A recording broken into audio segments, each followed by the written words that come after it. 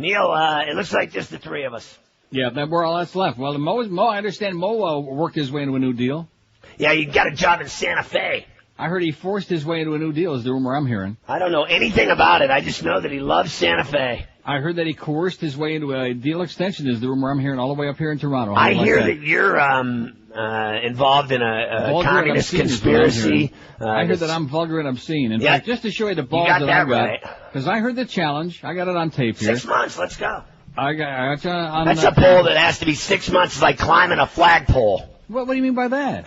No way in one day can we determine who's vulgar between you and me, because I need 6 months to show you how wrong you are. Well, we'll take the poll now, and in 6 months from now, we'll take it again. No, I think we should do it then. We should do it for 30 days then. 30. Get out of here. 30 days on your website. If you're making any progress in 6 days. 30 days. Whatever you want. I'm telling you, dude. Yeah. Yesterday I changed lane 5 times when I heard about pumping ass. You better have the beast check your tongue for dingleberries this morning, because you were sucking on Moe's butt so hard this morning. Are you kidding, dude? I don't lick dingleberry. Then you come into the studio when we're talking, you say his show is unlistenable. Do you work out on a Bowflex? Wasn't that? No, but I do like that Soloflex guy a lot. I do like the Soloflex. See how he's trying to change the topic? Have you ever gone to lunch with Phil Hendrie? What was the word you used for Mo's show? Didn't you say unlistenable? Come on, I want you to say it. Who? I told you. No, I said. He asked me what I thought of the show. I said I remember that day vividly.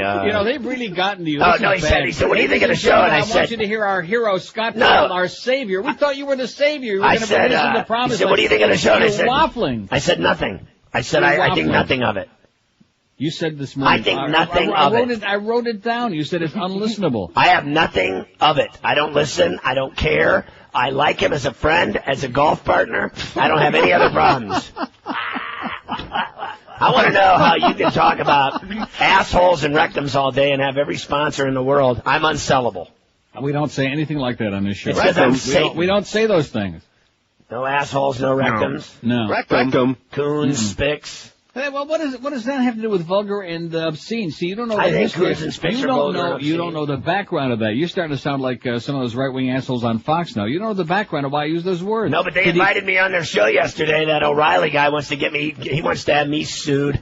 I don't know. Some baseball player beat up an Italian sausage last night at a game. I got that story right here. There was a baseball player beat up a big old beef kielbasa. Yeah, it's on the AP, the Italian Job. Yeah, it's an Italian Job. Randall Simon, with a bat. The Pirates' first baseman, was booked for misdemeanor battery for hitting one of the Brewers' popular racing sausages with his bat during last night's game. Yeah, he tried to hurt him, and he hit the girl with it's actually a girl inside a big kielbasa sausage, and she's used to that at night, too. So she got the job. The sausage suffered scraped knees after the incident at Miller Park. He drew boos from many of the fans. He was later used as a pinch hitter, and they booed him. And they all pulled out their sausages. Katherine Harris is still alive. I just thought I'd mention that. Oh, yeah, and isn't half of everything east of the Mississippi suing you today? Yeah, that's what I'm hearing. No, I hear they're suing you because... what does that have to do with Bill O'Reilly about the sausage? Oh, he tried to get me to go on and talk about Kobe raping young little girls. Don't get sucked into him. Do you realize that his radio show in our market has a 0? It doesn't make a blip. He wanted me to go on his TV show, and every time I go on there, he just gets me in trouble. They tried the same crap with me. They wanted to suck me into going on his show or inviting him on my show. He always asks me for bad stories like Pete Rose or Kobe Bryant's dick. I don't care about these things. I tell him, Kobe Bryant what? His dick. Yeah, like he raped some chick, allegedly, and I'm supposed to what? Listen to the crickets. I'm on vacation, folks. I'm not here this week. This is a recording. It's before the show opens, so technically... I can envision this morning's meeting with Duff and Scott. Oh, God, I have so many meetings, I can't imagine why. Well, yeah, I'm such a bad guy, Neil. I'll tell you, I learned everything from you. You're just a little spastic. You're my mentor, and if I couldn't have a better... See, that's been my plan all along for 19 years, so I could lead into your show. I finally hit Utopia.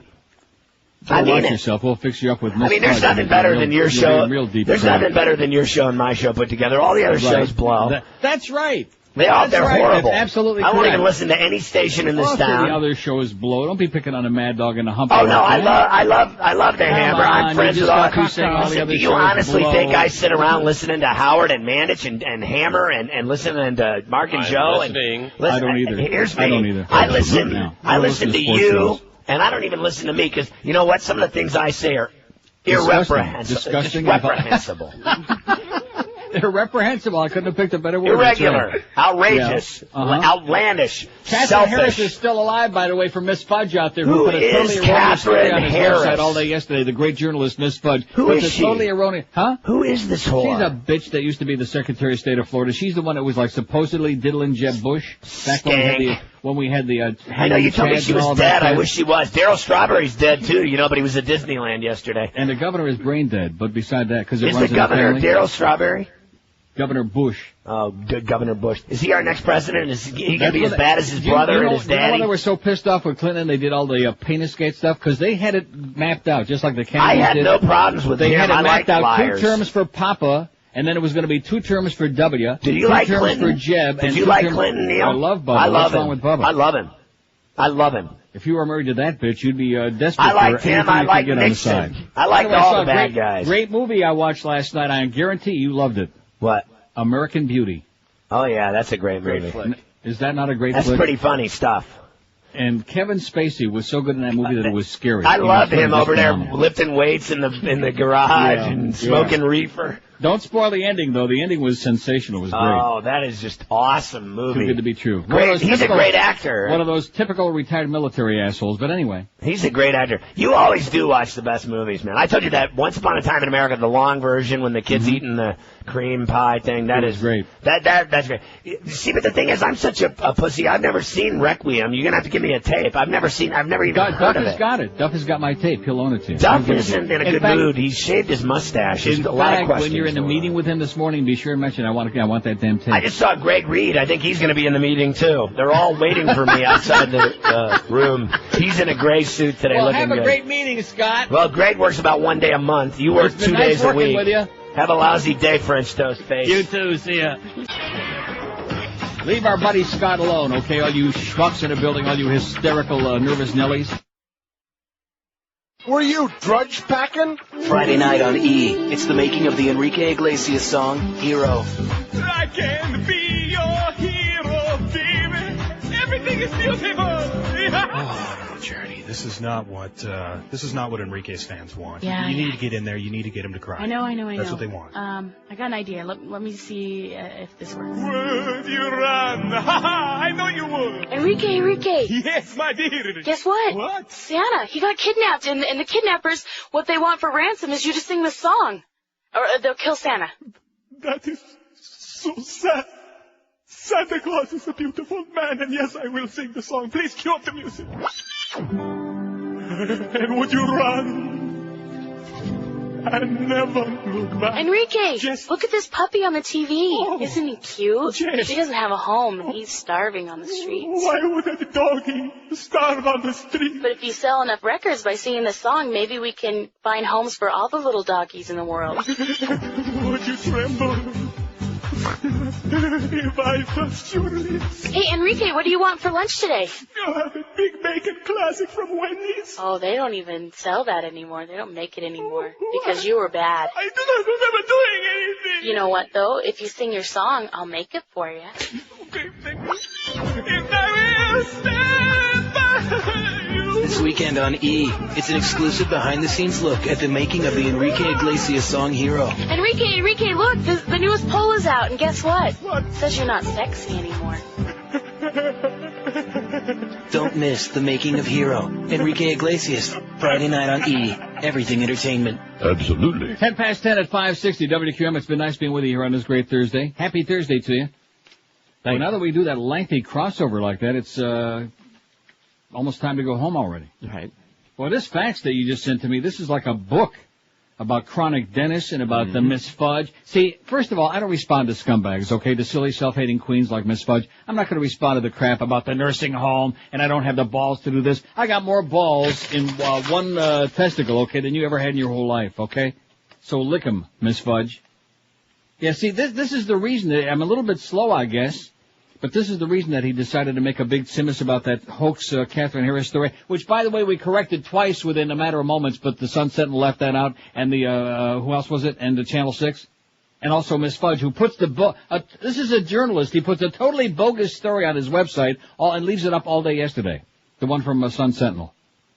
after I got through chopping down every sentence in it, which was totally incorrect, and also didn't bother mentioning that we corrected the fact that it was a internet hoax about Katherine Harris. As if it was presented as a fact in the first place. But he knew that he was going to be filling in for the Schmidtmeister there on IOD and FLA all week. So let's pick a big thing with Neil Rogers. And great, listen, keep it up, Matt. Keep it up. Just be sure and pronounce the name right and spell it right on your pathetic website. His big headline on the website this morning is it's going to be 115 degrees in Phoenix. Woo! Heavy duty. Boy, what an exclusive that is. Anyway, we got two big polls we're going to be taking today. American Beauty, what a great flick that is. Boy, how come it took me so long to get to that? And how come with all these other, A Beautiful Mind, you touted, both of you real heavily, but American Beauty was like an afterthought. This is definitely in my all-time top 20. Yeah. You don't agree? Absolutely. And there's something in there for everybody in terms of flesh. Sure. What the hell's his name? Wesley, what is his name? Wes Bentley. Well, I do.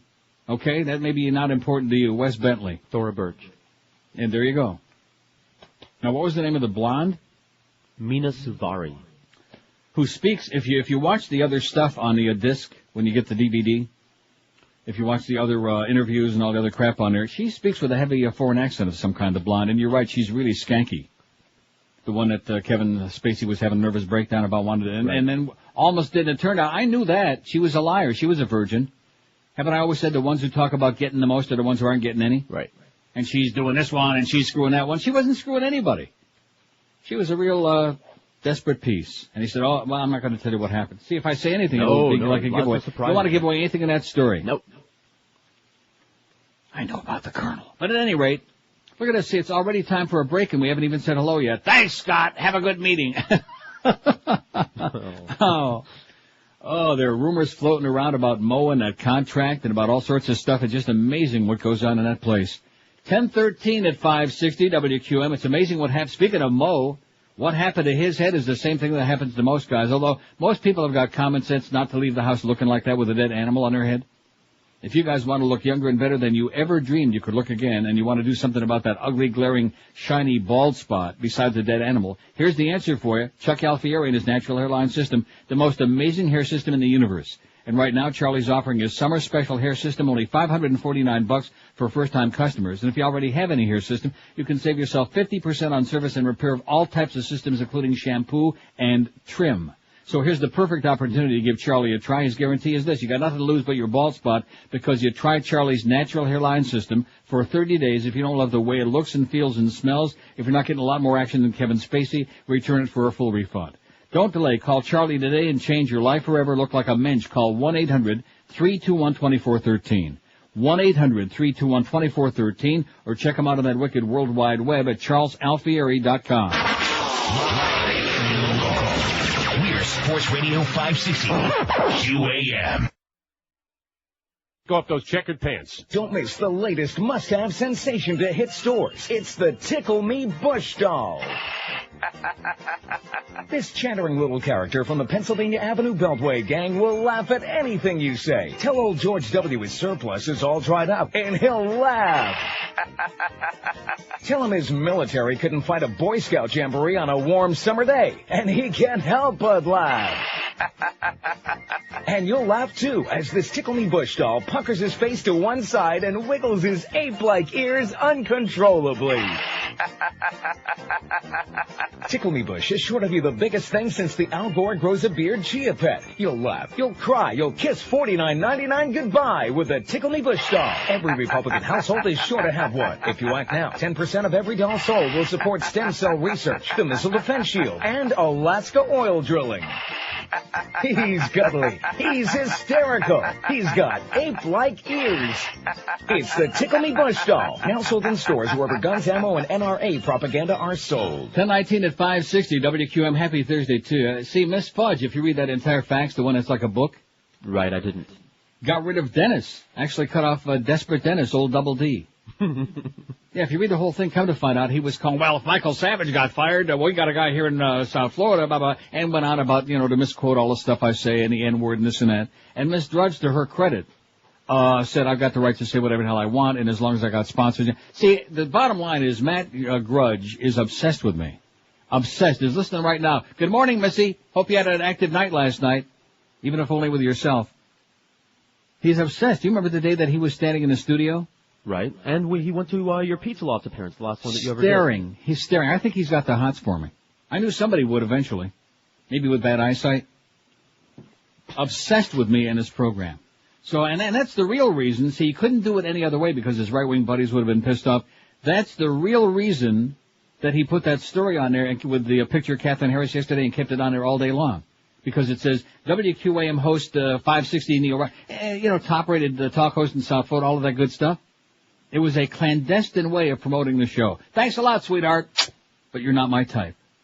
In fact, I don't think he's anybody's type, especially with that silly, goofy hat. At any rate, now what is this Senator Graham on Meet the Press? Oh, you perform well on Meet the Press. This Sunday morning, July 13th, we love him a lot, Bobby Graham, but unfortunately out north of the Florida border, nobody ever heard from him. It's really sad. Looks like Howard Dean's the man. It looks like the insiders have decided to check our website today if Beaner Boy ever gets all the stories on there.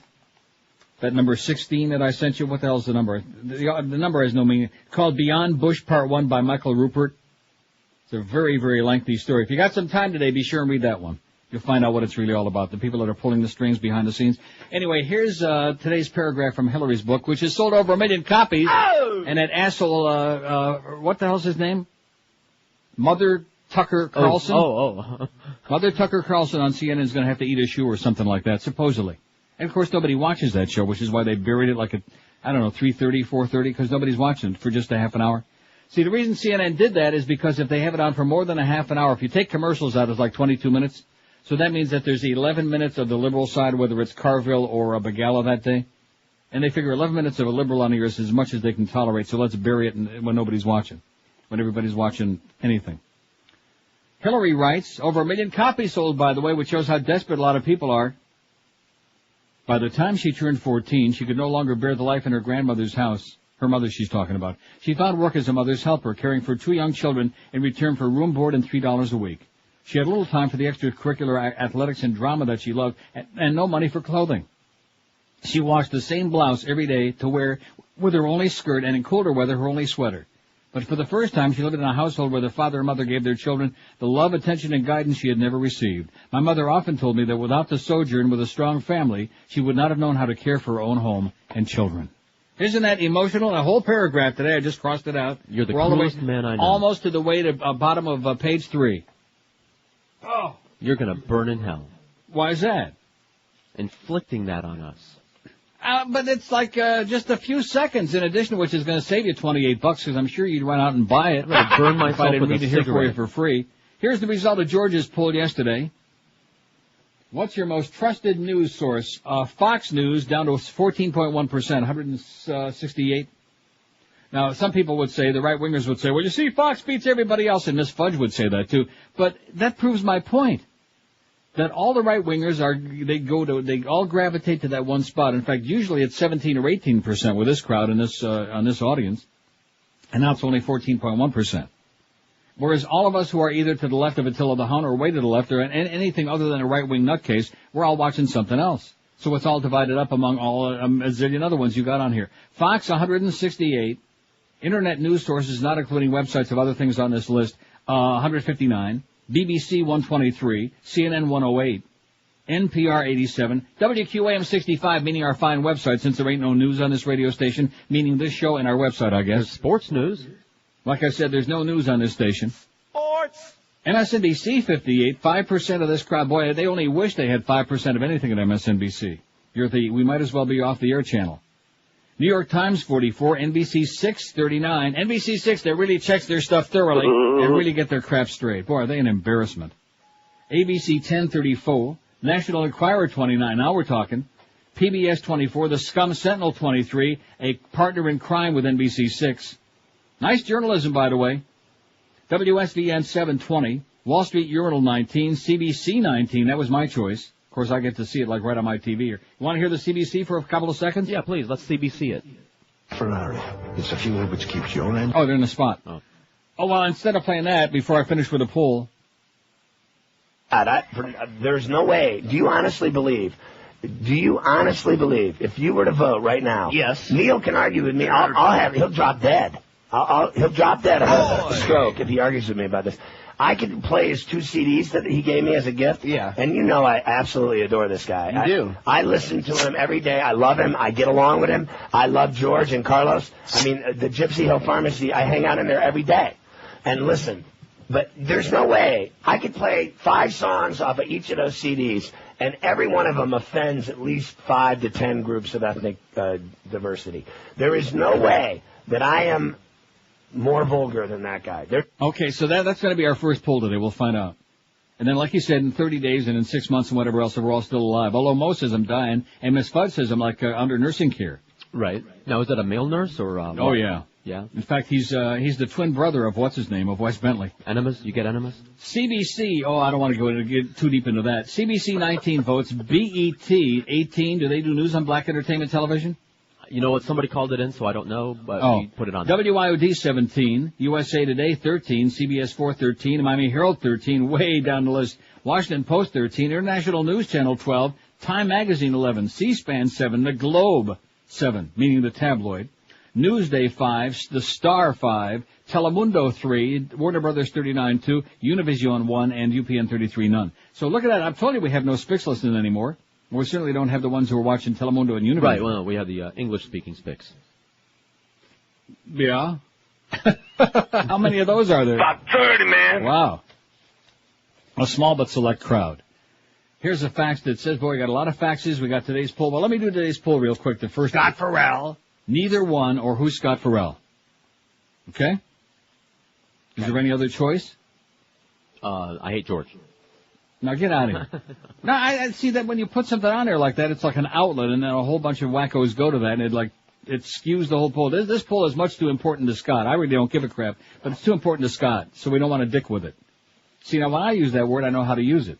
When he uses it, he hasn't. No, he uses it, and there's a meeting all of a sudden. Yeah, but it was before and I think the open, so we're safe. In the last half hour, you understand why. Who's more obscene or vulgar? Neil Rogers, Scott Ferrall, neither one, or who's Scott Ferrall? There you go. There's your 4 choices on poll number 1. That's our preliminary thing. Okay, I don't want to shortchange these faxes. We got a lot of good stuff. We might actually take some calls here today. Maybe Crazy Dennis will call for about 2 seconds, but we hope not. Go away, Dennis. Everybody knows you're an asshole. 1027 at 560 WQAM. It's the big Neil Rogers Summing Savings event right now, presented this summer by Tom Lehman and Joe Prieto at Hallett Pontiac GMC. Neil deal number 1, waiting for you right now at Hallett. Get 0% financing for 60 months on every single 2003 Pontiac or GMC in stock at this moment as I speak. Neil deal number 2, get up to a $4,000 rebate on every 2003 GMC and Pontiac in stock. Attention current and former military personnel like the guy in that movie American Beauty last night. Get an additional $750 rebate from your friends at Hallett. And Tom Lehman says if you show up with a smile, he might even give you a kiss on the lips.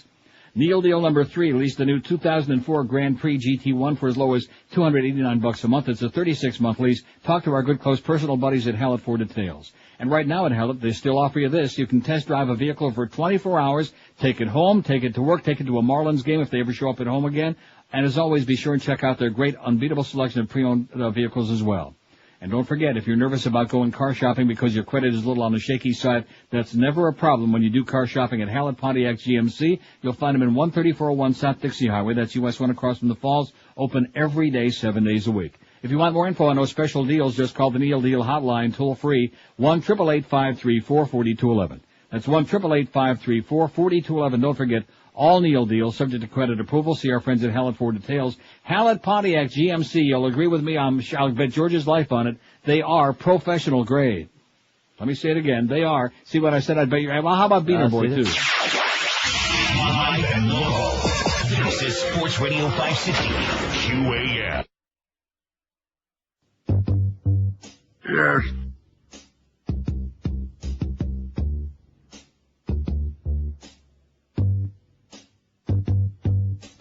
Called her up and said, hey, Chandra, come on by. Just leave your keys at home and don't ask why. If anyone asks about me just tonight, why, man? And unzip my fly, unzip my fly, unzip my fly. He had already set up his alibi. And so he stroked her soft, white, milky thigh. He was halfway there, so we gave it a try. And down came the fly, down came the fly, down came the fly. He and Chandra Levy had sex, and then they got high. Went out for a little Tex-Mex, and then they got high. But now she's gone, and I know why. He thought with his fly, he thought with his fly, he thought with his fly. It's 10:32. I'm looking at this pool, Eric. I don't want to say it's got a little bit of a problem. Does yours look a little bit strange as well, or is it just me? Oh, yeah. Some kind of a problem on our pool, Eric, and since we got 2 polls today, we don't want to put a lot of pressure on you, but get with it. Get with it. Here's a fact, says American Beauty was fantastic. Kevin Spacey is a great actor. See him also in Big Kahuna and Usual Suspects. Haven't seen either one of those. Now do Snatch, Big Lebowski, and Fandango, it says. Yeah, do Snatch. No. I got that, though, down at home. As soon as my nursing care is over with, I'll... P.S. Fandango was an 86 movie. Look past Kevin Costner in the movie, although it's the only credible performance of his career. No, he was also okay in The Untouchables. Yes, that was Other good. than that, forget about him. Yeah, what are we going to do about this poll here, Eric? Because it's got a whole bunch of ones down here, and it's I'm sure it's just a temporary, transitionary issue that'll pass immediately. Like right, okay, whatever you say. As soon as you reload it, I'm sure it'll not be there. All right, well, before we get to the other faxes, we better take a call or two. Here's Naples. Hello. Naples. Naples, one last chance. Hello. Hello. Yes, sir. Last week, I'm the one who called you regarding your internet, but I'm headed over to Fort Lauderdale, so I'm listening. I got a question for you. Are you there? I'm here. Sorry. You're up in Toronto, right? Yeah. Okay. How come up there they'll show CNN, but down here, like the Canadian Broadcasting Corp won't have CBC? Because I think CBC is great.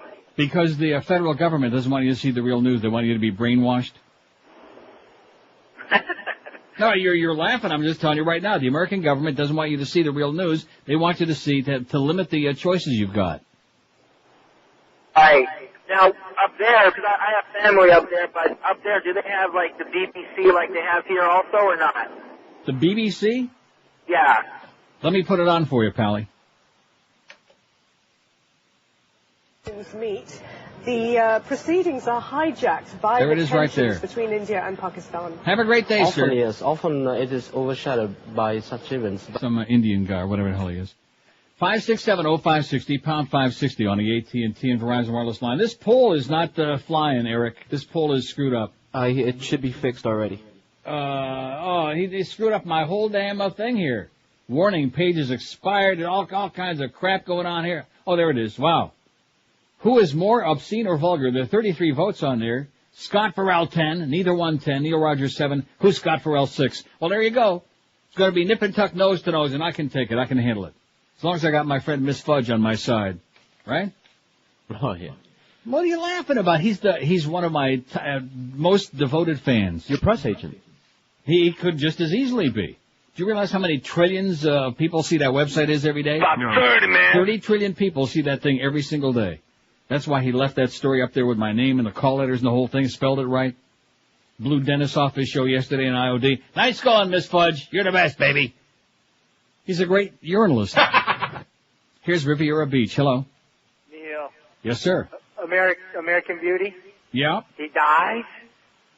Gotta go. Yeah. Good call. Great call. Genius. See, you know he's going to die in the beginning of the movie because he tells you that. Yeah. That's not the surprise ending. That's how it starts. Right. He starts out by telling you this is the last day of my life. So that's no big surprise. But and just like Magnolia, I was saying this to George before the show, every character in the movie, every single one of them is brilliant. Now, in Magnolia, each of the other 9 characters, they're like kind of equal. They're like, there's no one character that stands out and is the central character. And this one, of course, Kevin Spacey, everything revolves around him and his family and his neighbors and whatever. But it's great. It's brilliant. Oh, line 6, this must be retire. Here's Miami. Hello. Miami. Hello. Yes, sir.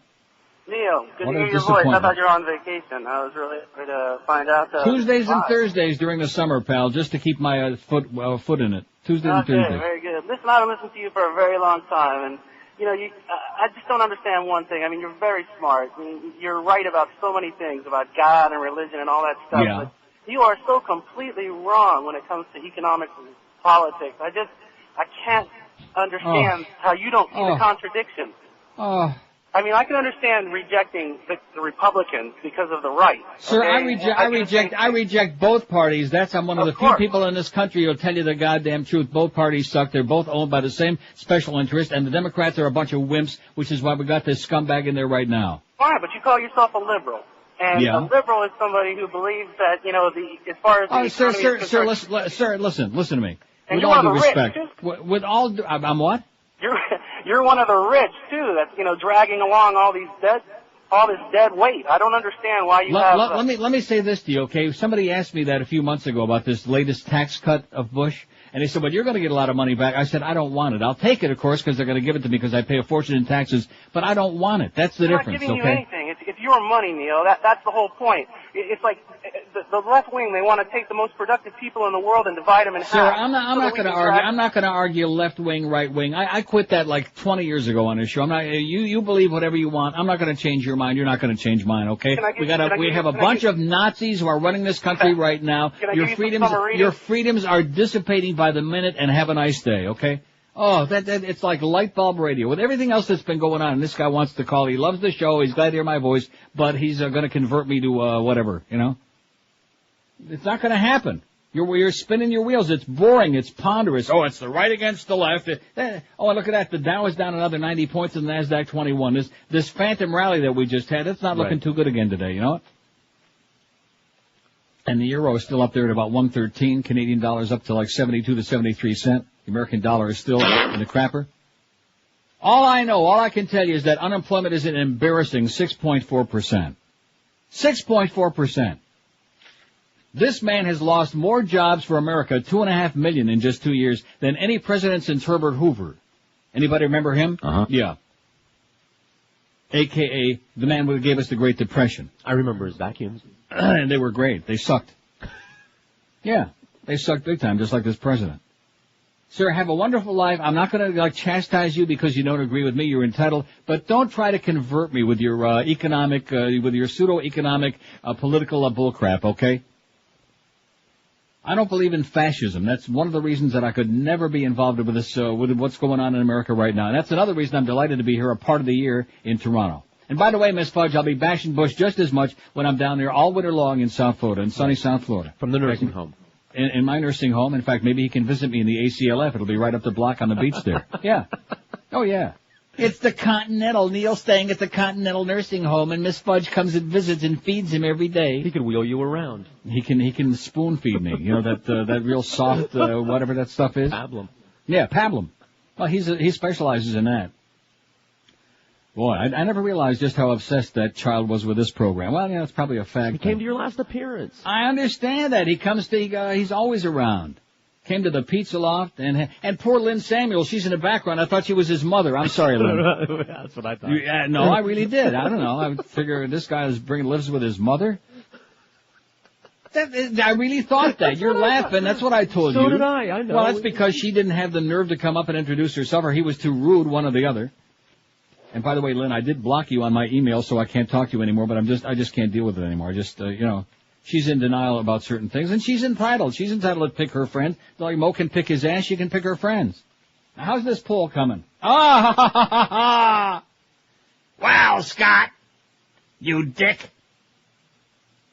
See, he knows the words, he just doesn't know when to use them or how to use them. That's the problem. The context. Now, I could sit him down, instead of all these stupid meetings with Duff and Greg, neither one of whom has any idea what it's all about. I could sit him down for an hour. Maybe I'll do it when I come down there.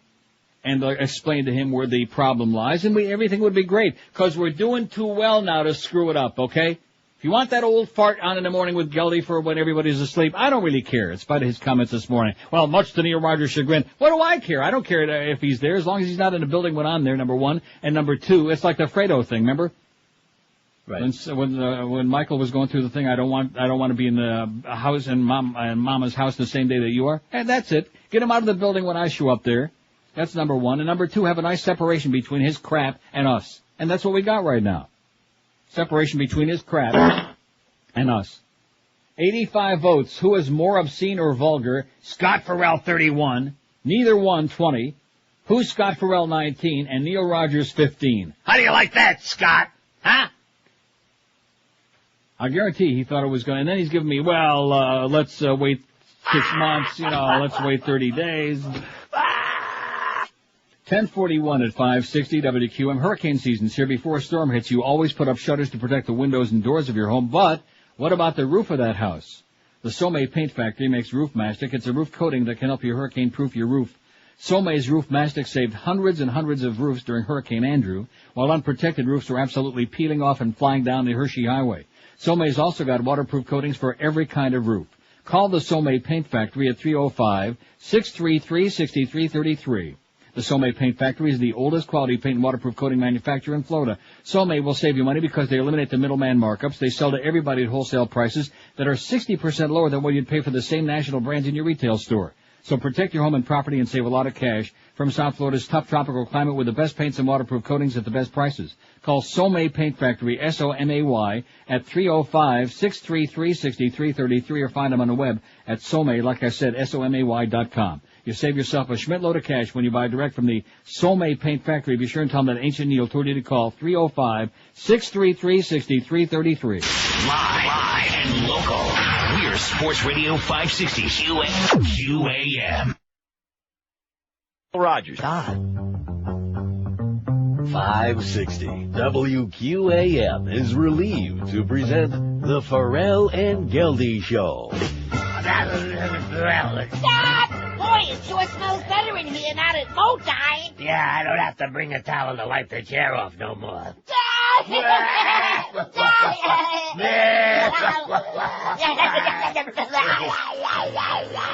didn't stay with that voice all day. Look who's talking. My voice don't always sound like that. No, this is my voice. I'm not putting you on. Every day I wake up sounding the same way. Hey, your voice, it's, Oh, yeah. Like I was saying. What? You want to change your voice? Yeah, I want a gravelly one like you. Well, all you gotta do is grab your balls like this. Ooh, that voice. Ow. Ooh, let go my balls. They weren't easy to find, pal. I'll grab your balls.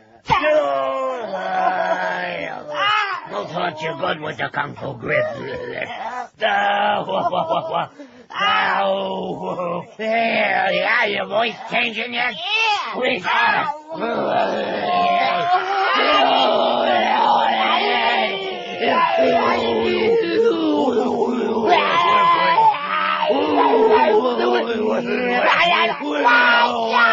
Absolutely. 1046 at 560 WQAM. Here's a fax from Nadine.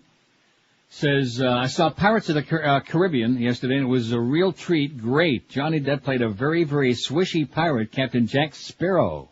In other words, maybe he flew. He was a swishbuckler.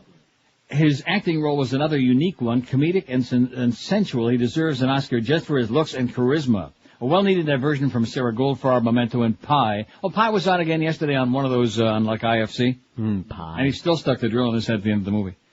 Lighten up, and everyone, and take the kids too, it says. I must add that watching the movie was also a very sentimental trip for me. It brought me back to Miramar 1977 when I was a class mom on a trip to Disney with my daughter Julie, Johnny, and 20 other kids from Perry Middle School. Johnny, as I've told you, hung out with my daughter and spent many hours in my home in Miramar. The movie brought me back 25 plus years when the Pirates ride was just completed. I would never have dreamed that shy and dark Johnny would become such a big talent and a movie idol of mine. It says, Neil, you'll do cartwheels when you see him. Love the show, staff, and website, Nadine. Thank you, Nadine. Give Johnny a big kiss for me, right on the lips. Boy, I missed my chance. Just like Saluzzo said. I'm the hunted one. I missed my chance. What guarantees can I give you? Isn't that something like it goes like that? Something like that. In the car? Sure. What guarantees can I give you, Mikey? Here's one from Paul. It says, with all the movie talk of late, I can't believe nobody mentioned the flick Canadian Bacon. Coincidentally, I saw a little bit of that over last weekend. I think it was also on IFC. All the good movies are on IFC. The movie was written, directed, and produced by Michael Moore, starring John Candy with co-stars Alan Alda, Rhea Perlman, and Dan Aykroyd. It's a comedy about how the public can be manipulated into believing that Canada is going to invade the USA. Maybe that's why Jeb was here yesterday, planting the seeds. This is fabricated to boost the president's popularity ratings and give a boost to the slumping military industry. They even mentioned creating a war on terror. Michael Moore was right on with this flick. It's amazing it didn't get more exposure when it was released in 1995. Maybe it was released about 6 years too soon. If nothing else, you'll laugh your ass off at all the jokes about Canadians, but the stereotypical Yahoo red-blooded Americans. I brought my copy from Amazon.com so I could watch it over and over again. Yeah, it looked like pretty interesting, but I guess it was almost over by the time I got into it. Oh, John Candy was still alive in it, though. That was the good news. Hillary Clinton's book tops 1 million in sales, which you're getting to hear for free on this show. How do you like that? No, God. Senator Hillary Rodham Clinton has sold more than 1 million copies of her memoir, Living History, in almost exactly a month. That announcement came yesterday from her publisher, Simon & Schuster. The company is pleased at what it calls the book's unprecedented sales levels. The company ordered 1 million copies for the first printing, an extraordinarily high number for a non-fiction book. Living Histories hit the stores June 9th, yada, yada, yada, it says. Clinton traveled to Europe for a series of book signing appearances while Congress was in recess last week. Don't buy it. It sucks. Boring. He doesn't tell you a goddamn thing. Look at the poll results so far. Hey, Scott! Oh, that's right. He's probably in a meeting. 133 votes. Who's more obscene or vulgar? Scott Ferrall, 51. Neither one, 34. Who's Scott Ferrall, 27. Neil Rogers, 21. You following those numbers? Now, it could change. It's going to change. We'll leave that on there for a while because the second poll, in fact, the second poll we're going to have, now I'm trying to think of why I was inspired to do this. Because I was going to do the poll that somebody suggested about how did I word it? I got it. I actually wrote it up, but I'm saving it for next week. Which of these performers is an absolute must-see for you in a movie or on TV? Oh, but that one. Huh? I beg your pardon? I thought you were talking about the other one. What other one? The other one for today. No, I'm saying this is the one I was going to do. And then something inspired me to do this. Which well-known American is the biggest asshole of them all? G.W. Bush, Mo Howard David, and that's my short list. So we'll let the audience decide who they want to be on that. Mm-hmm. Which well-known American? That's going to be our second poll. I think we'll leave this one on there till what, noon? Okay, half the show. For a couple of hours. And then Scott will have to live with the result and either clean up his act or make excuses. Well, we'll do it again in 30 days. We'll do it again in 6 months. No matter what time period, it's going to come out the same. And there's nothing wrong with being vulgar, although obscene is, get nervous about that. But there's nothing wrong with being a little bit vulgar. But if you don't want to have too many meetings, you probably may cut back a little bit, Cut back one rack. Florida woman in a house, this is one of the cutest stories I've ever seen in my life. From Bradenton, no less. Florida woman on house arrest sneaks out for a Springer show. You see this story? No. The episode of the Jerry Springer Show is dubbed Sneaky Sex Affairs, but Bradenton officials say the real sneaking was done by a woman on house arrest who risked going to jail for an opportunity to appear on the raunchy talk show. Barbara Payne, 21, traveled to Chicago in April with her live-in boyfriend and twin sister to be on an episode of the show which airs tomorrow, no less. On the show, the trio spun a tale that Payne's boyfriend was having an affair with her sister. Payne, who was 7 months pregnant, was serving house arrest for felony burglary and grand theft charges. A perfect guest for Jerry Springer, by the way. She needed permission to leave Manatee County for the Chicago taping of the show, and the Florida Department of Corrections officials said Payne staged an elaborate ruse to get them to approve the trip. She faxed a letter purporting to be from a Chicago funeral home to her probation officer, reporting the death of her grandmother, and asked for permission to attend the funeral. The probation office rejected the request, and a suspicious probation officer began investigating. Community Control Officer Steve Queensbury went to her house and discovered she was gone, according to probation and arrest reports. Neighbors told him she had talked of going on the Springer Show, and a call to the funeral home revealed the letter was a fraud. How do you like that? She's looking at going to prison for going on Jerry Springer, said Assistant State Attorney Steve Michaels, who prosecuted the case. Put her ass in jail is what I say. Oh! Yeah. Fry that bitch. Anybody that go on, also another movie I watched the other night. Yeah. Night before last. Pretty weak. You were right. You had this one sized up very well. But it's if you like, Jared Leto. Oh, the Teen Slaughter, thing. Urban legend. Right. On a scale of 10, I give it about a 2. It's what it is. If you like those teen It's slaughter a slasher movie, and it does. It has some twists and turns, and it does keep you wondering. And I still like the scene where the black lady security guard, she gets shot and she's lying on the ground. And I don't remember who says the line, but somebody says, "Eeny, meeny, miny," as Jared Leto's about to get shot. And the black lady security guard who's lying there on the floor bleeding, she all of a sudden she shoots somebody. And Mo, she says Mo, and I just cracked up when she said listening. Mo. You know? Absolutely. Yeah. Because she said it with such tremendous enthusiasm when she fired off when she squeezed it off. And the bullet, too. Wes Bentley, why do I have... Oh, that's right. Ricky Fitz was his character in American Beauty. Okay. Although Jared Leto looked so good in Urban Legend, I want to hop into the screen. You could see that he had a few meals in that movie, unlike Requiem for a Dream, where he bulked down. Yeah, he slimmed down for the part. He slimmed down. He must have done the Karen Carpenter diet for a month before he went into Requiem. But in Urban Legend, he looked like my kind of guy, if you catch my drift. Anyway, it's okay, but don't go and spend money to buy it. Somebody who's got a copy of it will be more than happy to get rid of it and hand it to you. 155 votes. Who's more obscene or vulgar? Scott Ferrall, 60. Neither one, 40. Who's Scott Ferrall, 29. And Neil Rogers, 26.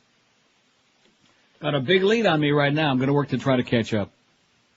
567-0560. Pound 560 on the AT&T. You know how it could probably catch up real fast? Oh, yeah. Yeah. That would do it? It would do the job, believe me. Here's West Palm Beach. Hello. Hey, how's it going, Neil? Pretty good, sir. I haven't had the opportunity to listen to you in quite some time, and it's been a pleasure. I caught you Tuesday and obviously today. I didn't get in on exactly. I didn't get in on Tuesday. I actually used to listen to you all the time. Just unfortunately, my job doesn't allow me to anymore. But a couple of things. The other day, the poll that you guys were doing, the lesbian poll. I don't know if anyone ever mentioned Martha Stewart or Michael Jackson on that. Martha Stewart would have been good. Martha would have been a good guess. Don't you think Michael's a good lesbian? No? I think Michael is good for nothing. All right. Anyway, two movies real quick. Did you ever see I don't think Michael has a penis. I don't. I really don't. Have you ever seen a movie Freeway? No. I've seen Spigot. Yeah, almost the same thing. Check that out sometime if you want to see a good movie. Or Welcome to the Dollhouse. Those are two kind of sleeper movies. Oh, yeah, Welcome to the Dollhouse is by the guy who did Happiness, right? Yeah, I think so. That's a good flick, though. And Freeway is great. I think it's Reese Witherspoon's first movie, and it's got Kiefer Sutherland. He's like a freeway killer, and she's a white trash runaway, and they have at it. It's pretty cool. Sounds good to me. All right, man. Listen, it's a pleasure listening to you. Thanks, pal. Have a great day. Oh, by the way. Yes. Old school. Your mama. Boy. All right. Exactly. He got it all I in saw there. Freeway. It was okay. You see Spigot? He was right there. Was he in a crouching position? Yeah, that last 15 minutes of American Beauty, that was pretty interesting. There was a lot of, oh, brother. And I don't want to give it away, but I will say this to you, okay?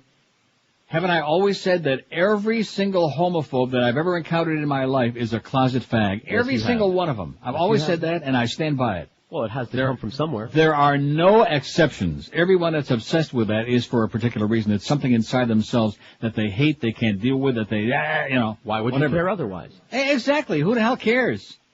That's what sane people say. Who the hell cares?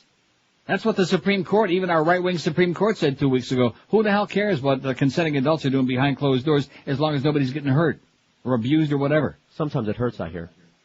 Well, that's if they like it. You know what I'm saying? All right. 10:57 at 560. Hey, listen, if you're going to do that kind of stuff, do it on a great mattress.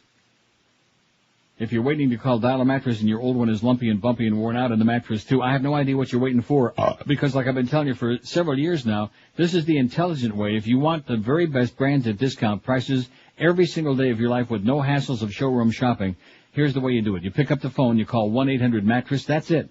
Because these people have got delivery down to a science. You pick the date and time to fit your schedule, the 2-hour window, like between noon and 2 or 1 and 3. How refreshing is that? Whoever heard of such a thing? And guess what? They actually show up on time. You get the 2-hour window so you're not sitting home all day long. And Dial a Mattress delivers evenings, weekends, and holidays whenever it's most convenient for you. Maybe you're thinking about getting one of those Swedish foam mattresses that you see in the specialty stores. Well, guess what? Dial a Mattress carries Tempur-Pedic. And, of course, they've got all the big brand names, Serta, Simmons, King Coil, and Sealy at low, everyday, unbeatable prices, too. It's like having the biggest mattress store in the country, just an easy phone call away. I've been using them for years. George used them. And, of course, the lovely Miguel recently called 1-800-MATTRESS and is raving about the new mattress he got and the way the whole deal worked. They showed up on time, set up the new one, took away the smelly, crappy, heavily soiled old mattress, and did everything for him. So don't wait another minute. Do an easy piece of shopping and get yourself a great night's sleep for a long time to come with one easy phone call. 1-800-MATTRESS, 1-800-M8, what is it? How do you spell it? M-A-T-T-R-E-S, M-A-M-A-L-M-N-O-P. Right. 1-800-MATTRESS, or check them out on the web if you like at mattress.com. Live and local. This is Sports Radio 560. WQAM. The Neil Rogers Show on 560 WQAM, Miami, Fort Lauderdale. Neil, God. Turnabout. That house doubt. Listen. Chances are. Hi. Hello. Water's warm, huh? I'll say. You come here often? Pardon me? Have you been here before? No, first time. Oh. What's your name? Freeway. Freeway, that's nice. I'm Spigot. Pleased to meet you, Spigot. Same here. You here to get clean or what? Oh, I don't know. You work around here? I'm a waiter, but actually I'm an actor, you know. Oh, yeah, I know. It's tough, isn't it? You probably need to relax. Oh, I'll say, but, you know, with everything that's in the news and all, it's just... Hey, you can start relaxing right now, Freeway. I brought something. Ooh, sheath. And Freeway, not just any sheath either. Look. Wow, gold lame. Pretty kicky condom, huh? But here's the most important part, Freeway. The Protect label. Protect, huh? Aren't those endorsed by the City Council of San Francisco? Absolutely. You know the Protect slogan, don't you? I sure do. Certified safe by the city by the bay. Well, what do you say? Darn, look at that. I dropped the soap again. Oh. I'll get it. You bet your life he will. And with confidence, because Freeway and Spigot have condom sense. Don't let worry spoil those chance meetings and public showers. Always carry Protect. P-R-O-T-E-C-T. Keeping my mind free as can be. P-R-O-T-E-C-T. Been down with no apology. Talk it to me, talk it to me, talk it to me, talk it to me, talk it to me, talk it to me. Requiem. Don't doubt. Know what it's all about. The Protect sheath, so they won't send you a wreath. Protect Condoms, a division of Black Flag House and Garden Pest Control Division, keeping situations safe since 1887. 11:02 at 560 WQAM. You know, Scott, when we had our little crossover this morning, was making a big deal about that word. Rectum. What is wrong with that? I don't know. It's very scientific, isn't it? I mean, doesn't everybody have one? Yes. Last time we checked. We heard Some that people most are had a one. big one. Some people are walking. Rectum. Now that I mention it, you're right. Here's a fax from Maria who says, I told you American Beauty was good. I love the fast food scene. Yeah, we were talking about that before the show this morning. That was one of the highlights.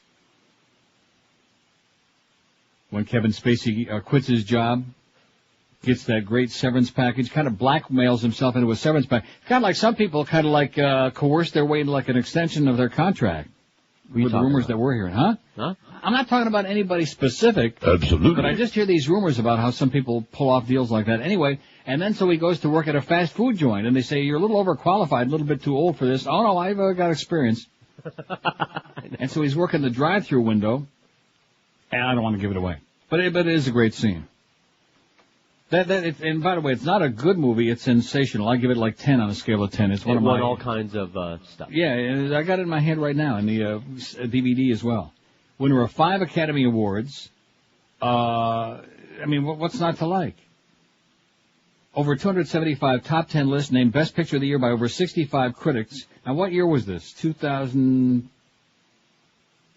Right around there, 2099, something like that. Oh, was it? I could look at my book, but it weighs so damn much. I wish you could see this book. This is one of those real gigantic, humongous books.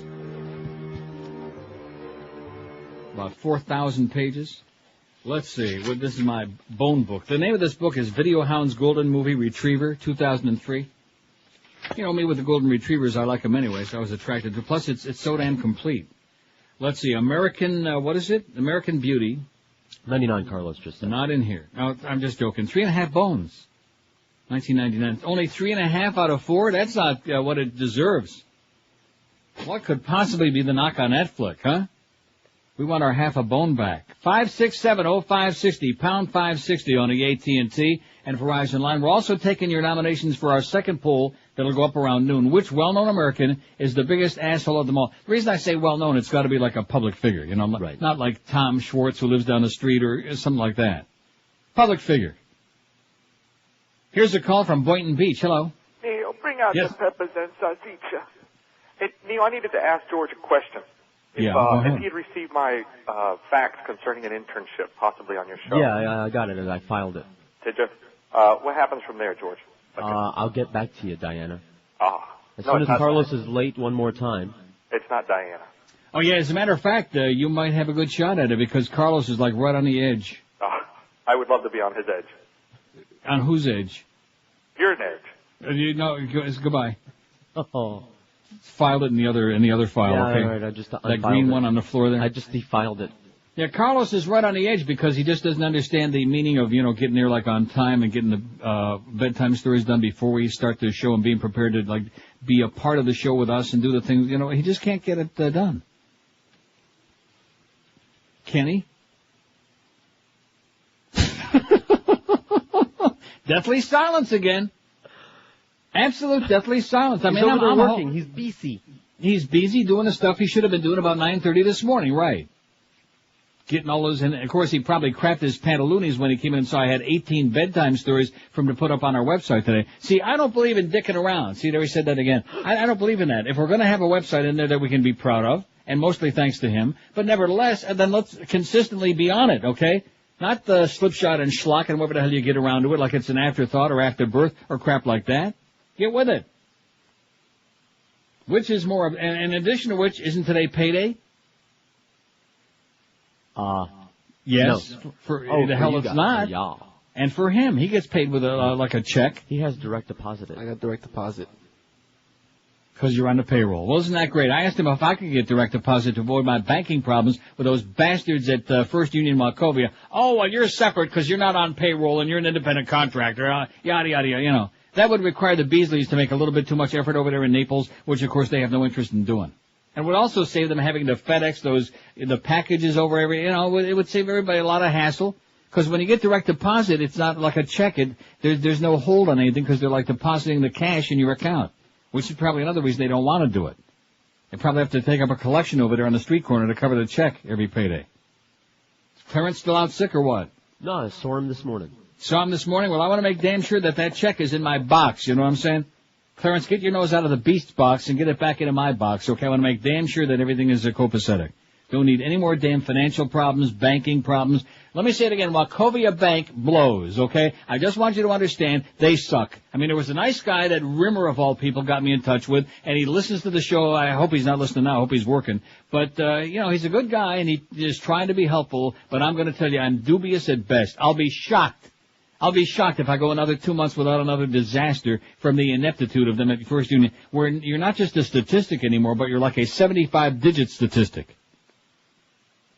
And just when I had my personal checking account number memorized, the 9-digit number, yeah, which isn't that big of a deal even for an old fossil like me. Now, it's not 9. Now it's 15 digits, Mr. Schmendrick. Now it's 15 digits. Well, excuse me.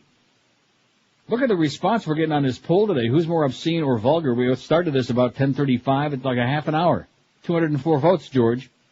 George had a big response on his poll yesterday too. I have no idea why. Because now you got a lead in. We're back to 10-2. We're starting to turn a corner now. And if they would just stop, I didn't hear what you were. I heard about 2 minutes ago yesterday. I couldn't handle it because it was getting me wound up. Your phone call got me wound up enough. Sorry. Don't do it again. No, but you're right. They're a bunch of pussies. See, they want greatness. They want the big numbers. They want to dominate the AM radio market, which we should be. But on the other hand, they're so nervous. They're so nervous. Oh, gee, you're going to do this. Just stop being so nervous, okay? I mean, I understand that the guy needs a little bit. He's a loose cannon, and he gets a little hysterical now and then, like every day. But, just calm down, especially like that business with that Katherine Harris thing. You would have thought you would have thought that there was a legitimate problem there. Was there anything? No. There was nothing to it. And then not only do they come in and browbeat George and run him through the ringer about it, but then they pretend that they never did that they really weren't that concerned, but they just wanted to pass it. But right, I made it all up. Like he's the one that's inventing I'm all this crap. Now for 5.5 years, and even by long distance, I can smell what they're dropping in their pantaloonies. Okay. 213 votes. Who's more obscene or vulgar? Scott Ferrall, 75. Clean it up, Scott. Clean up your act, you maniac. And the reason we say that is because God forbid that we should lose him. You know what I'm saying? Oh, please, no. Because we don't want to be, no rhymes with Mo. Absolutely. No Mo of that crap. We don't want to be back to back, side by each with that old turd burger. With Dennis and Juan every day. Oh. And number two, we're not leaving 10 to 2. Now that we got this time slot back, that's it. We're not giving it back to you. Neither 158 vulgar. Who's Scott Ferrall, 41, Neil Rogers, 38. So 75 to 38, he's got me like double now. Double the trouble. Here's a call from Miami Beach. Hello. Hi, Neil. How are you? Okay, sir. I listened today to that first crossover, and really it was pathetic. Pathetic?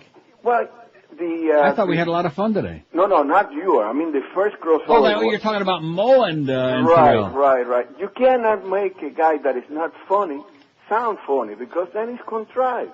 Absolutely. And really, I was surprised. Ferrall has been a very good addition to the station. Yes.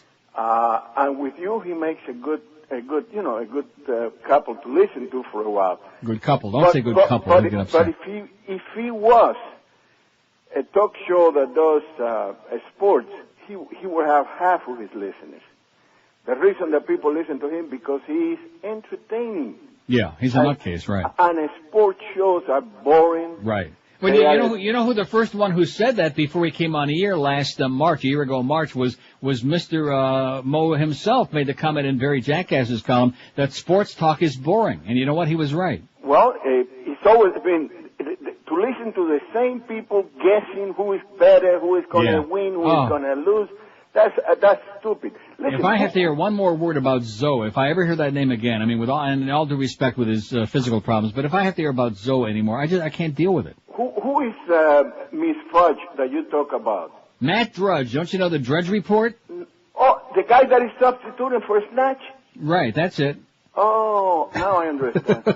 For Snatch. Well, listen, brother, he might be a good substitute for Snatch, now that you mention it. My candidate for the second poll, without any question, and it's good that it's at 12 o'clock, is Rush Limbaugh. Oh, good one. He is, in my opinion, more vulgar than you or anybody else in radio. Yeah, he's obscene. Every word that comes out of his mouth is obscene. And he doesn't say one what we consider a dirty word. Not to mention that he lies through his teeth every damn day. I think that's more vulgar than any kind of word that anybody can say that. Amen. And I voted neither you or Ferrall are vulgar. What a guy. So and to close, yes. I understand. I have a friend that told me that there is a porno movie called Rectum for a Dream. Rectum. I'll get right on it. Okay. Hasta que your meet. Okay. Arrivederci. 11:13 at 560 WQAM. Here's a store that's been around for 25 years. Let's hear it for our friends at Brandy Shoes in Pompano Beach. All right. What year would they have started? 1978. Okay. That's the year. Guess who was born in that year? Wes Bentley, who was in American Beauty. He played Ricky Ticky. What was his name? Ricky Fitz. Why do you pretend you don't know who that is? What? I saw it a long time ago. He had a rough life. You should know who it was. He was the drug kid. Right. And you were bitching before the show about his overpriced pot. Anyway, at Brandy's, they carry the top brands in the universe, which is one of the many reasons they've been around for 25 years in South Florida. They got Rockports, Echoes, Mephisto, Timberland, Clark's, SAS, Florsheim. They'll take good care of your Tootsies, and of course, no matter what size you are, they'll take care of you. Men's sizes 6 to 15, women's 5 to 12, widths from the very narrow to the very, very wide. And of course, their store has grown like Topsy over the years. They've got over 40,000 pair of shoes in stock in their gigantic, humongous, 8,000 square foot mega store. So you're looking for it? They got it, guaranteed. Brandy Shoes, they're at 1290 North Federal Highway in Pompano Beach, open daily 9 to 9, Sundays 10 to 5. Be sure and tell them, please, that old Neil sent you by. And this week, it's a great time to buy SAS shoes at Brandy's. All men's and women's great styles are 20% off and more. So come into the store or visit him on the web if you like at Brandy's Shoes. That's all one word, brandyshoes.com. Live and local. This is Sports Radio 560. QAM. Were you fudge packing? Were you drudge packing? Coming up tonight on Inside the Behind the True Hollywood Celebrity Music Biography Profile Story. There were 3 of them, and yet they had the balls to call themselves the Thompson Twins. Really? I mean, who are these Thompson assholes? Nobody I know. Thompson Twins' former manager, Sloppy Gold. These guys were an absolute bitch to manage. They started back in the late 70s with 4 guys. Tom Bailey, Pete Rudd, John Roog, and Chris Bell. I say to him, where are you getting a guy named Thompson? And by the way, you're not twins, you morons! Things became even more complicated when Tom Bailey met and married Alana Curry, and she became a member of the band. Now we got 5 people.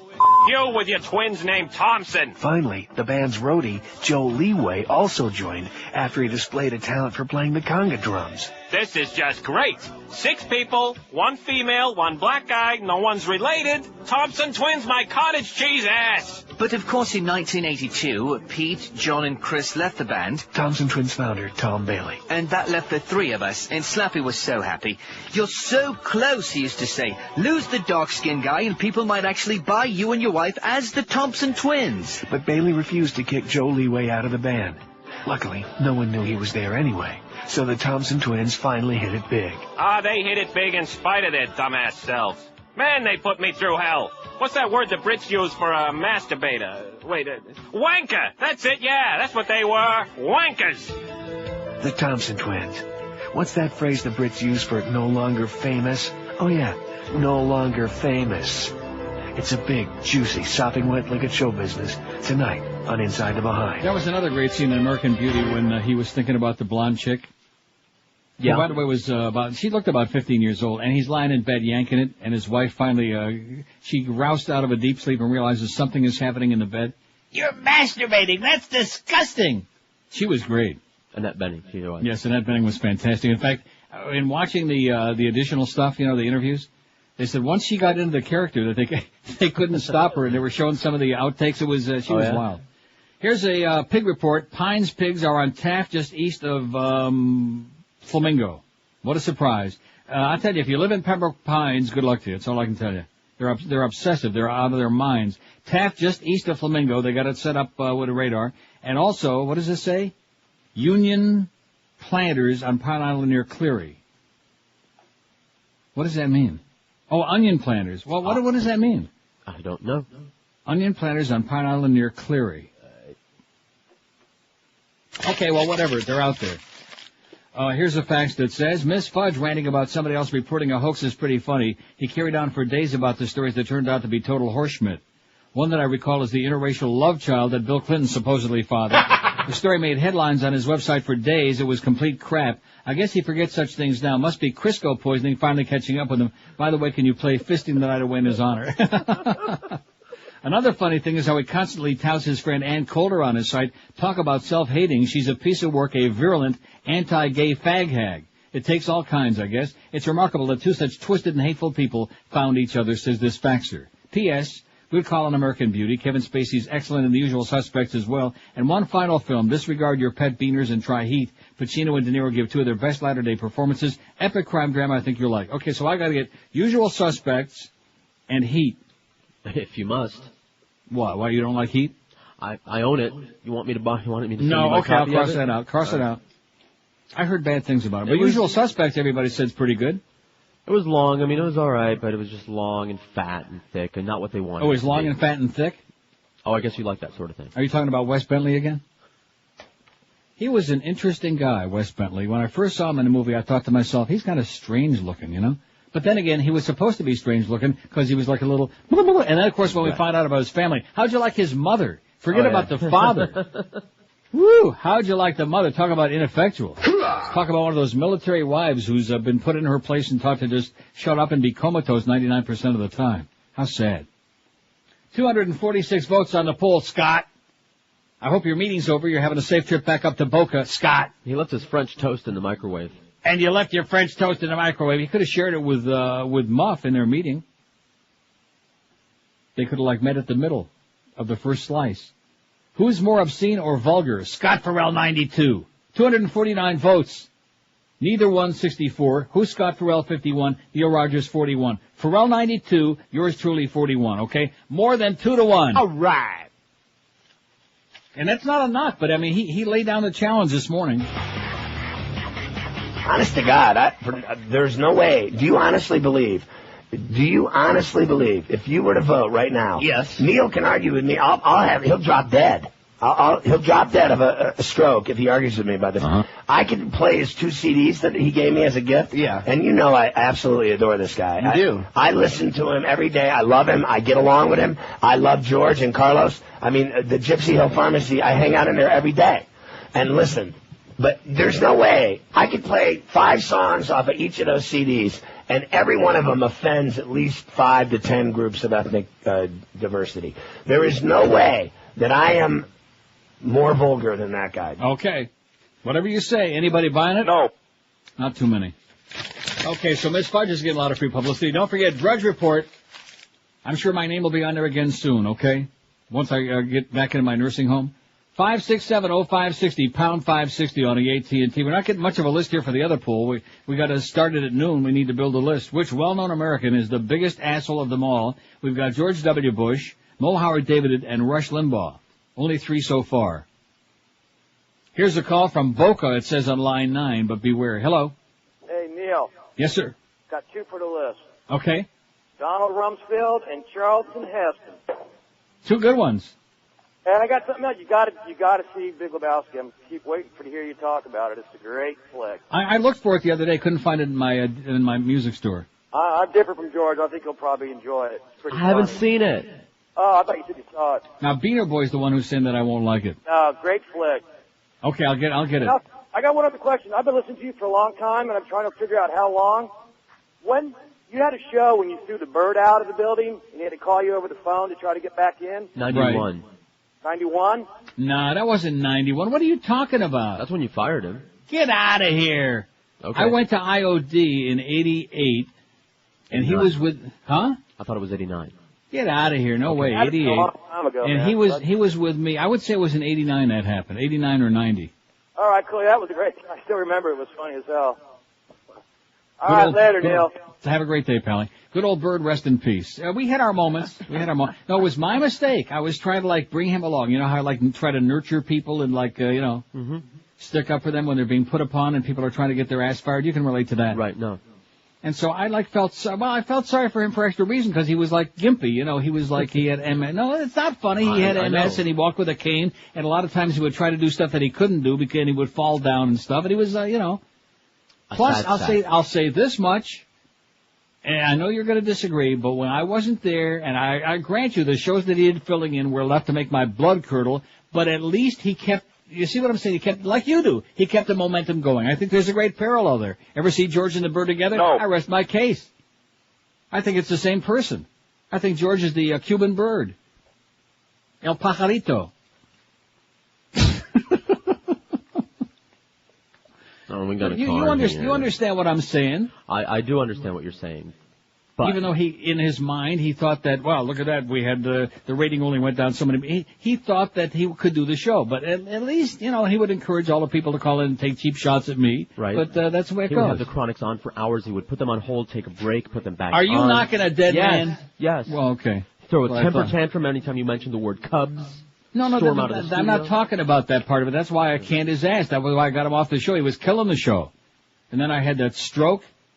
And that's when they brought in Rick and Suds to fill in, and Alex Bennett. See, we've had all of these things go on. I should write not like a regular book. I should write a South Florida book. Okay. Because Tom Jicka sure as hell's too lazy to find out what that'll ever happen in South Florida broadcasting about my almost 30 years in South Florida radio. All the stuff that's happened down there, my God. And, of course, at QAM, you could write 50 chapters about that crap, and how Greg Reed has tried desperately to destroy the radio station. And now, something, I think it's so sweet. I'm just rubbing my hands together, seeing that the fruits of his own grotesque behavior are coming home to smack him in the rectum ass. I hope that rumor that we're hearing around the building about Mo and that extended contract, I hope that rumor is true. Because wouldn't that be something? Like letting a snake into your house and, and just sitting around and waiting for it to attack. letting a cobra into the, putting it on the dining room table and just waiting to see who it's going to attack first. Nice going, Greg. You know how to do it, baby. Not. 28 past 11 at QAM. I'll tell you some people know how to do it. They were at my house Tuesday, 2 days ago. Dry Concepts. It's a little on the sad side because now that both my dogs are in doggy heaven. I mean, that was a big reason that I had to have Dry Concepts is because when you have two dogs, man, do they make a mess? Do they do a number? Yes, they do. And Dry Concepts was there. My spy report tells me that they did a stupendous job, just like they'll do in your house. So when it's time to have your carpets cleaned and looking just like brand new, call Dry Concepts. You'll never go wrong. It's the #1 carpet cleaning company in the world for over 20 years, and the only carpet cleaning company that actually will dry clean your carpets, hence the name. And now Dry Concepts offers you a chance to save 15% on your next carpet cleaning. Just call them toll-free, 1-800-248-5071. Ask to be put on the standby list. In fact, Benny King will be singing in the background. And then Dry Concepts will call you the next time they have an opening in their schedule. Just like when you fly standby, it's the same concept. If you're available when they have an opening, they'll knock 15% off the price and come and make your carpets look and smell and feel just like brand new. So call Dry Concepts today. It has to be put on their standby list. They might even have an opening for you on the same day that you call. And if that's the case, you'll get 15% off the regular price of the job. What's not to like? Call toll-free 1-800-248-5071.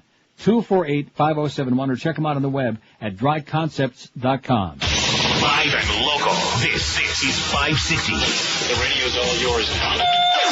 QAM. Goldie. Good morning. How you doing? Mornings 5 to 8. Sports Radio 560. QAM. Can't beat that gator meat.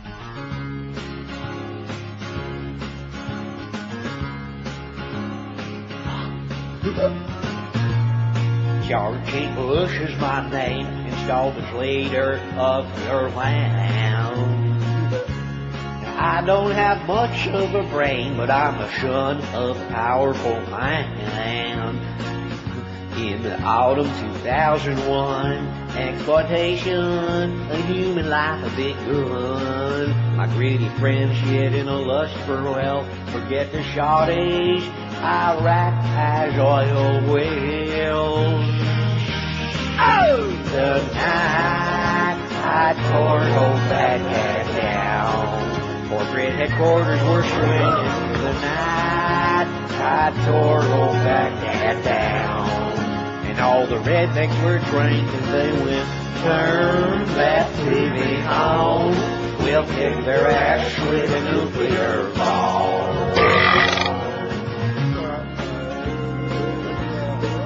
Bring them on. Like my father before me, he was an oil man. And my grandfather before me, I have a sinister plan. He said he was indicted back in 45 for selling steel to the Nazi Third Reich. Now the world resources I'm gonna take death to all who dare stand in my way. Bring them on. That's why I tore old Baghdad down to get cash registers ringing. That's why I tore those statues down. And all you assholes believe that you went good.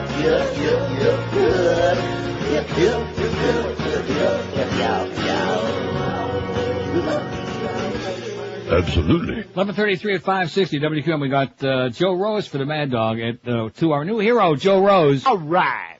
Filling in today. I can't. Oh, and the rumor. Oh, wait till you hear this. Yeah. The word on the street. See, you think this business with Tom Jicker, well, Neil's all the way up there in Toronto. How's he going to keep in touch? Believe me, Tom, I'm touching it, okay?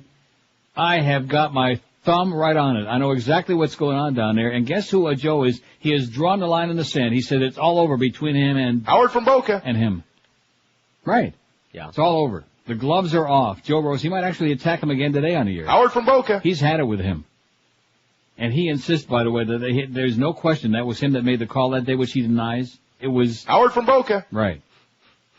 So Joe Rose will be on 2 to 4 this afternoon. 4 to 7, we got Geldy at Shula's. I have no idea why that is. Do you have any clue what that's all about? I don't have any clue what anything's all about in this station. Other than, of course, it gives him 3 hours solo without Mo, And so he'll be doing his own show, even though he's filling in for Hank. And so he can make some great audition tapes. Then at 7 o'clock, we got the big and Eddie K at 10. Joe and Mark overnight 2 to 5. A pristine schedule. No Marlin game today after they lost 2 out of 3 in Chicago to the Cubs.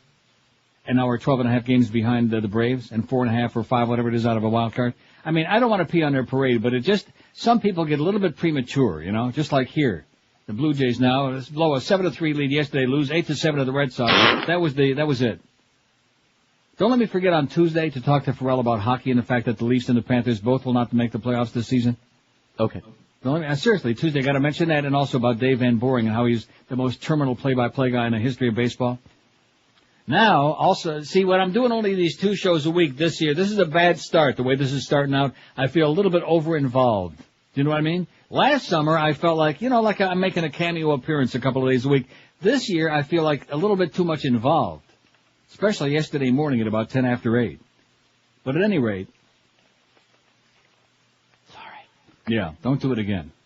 I mean, it's a major, major emergency, okay?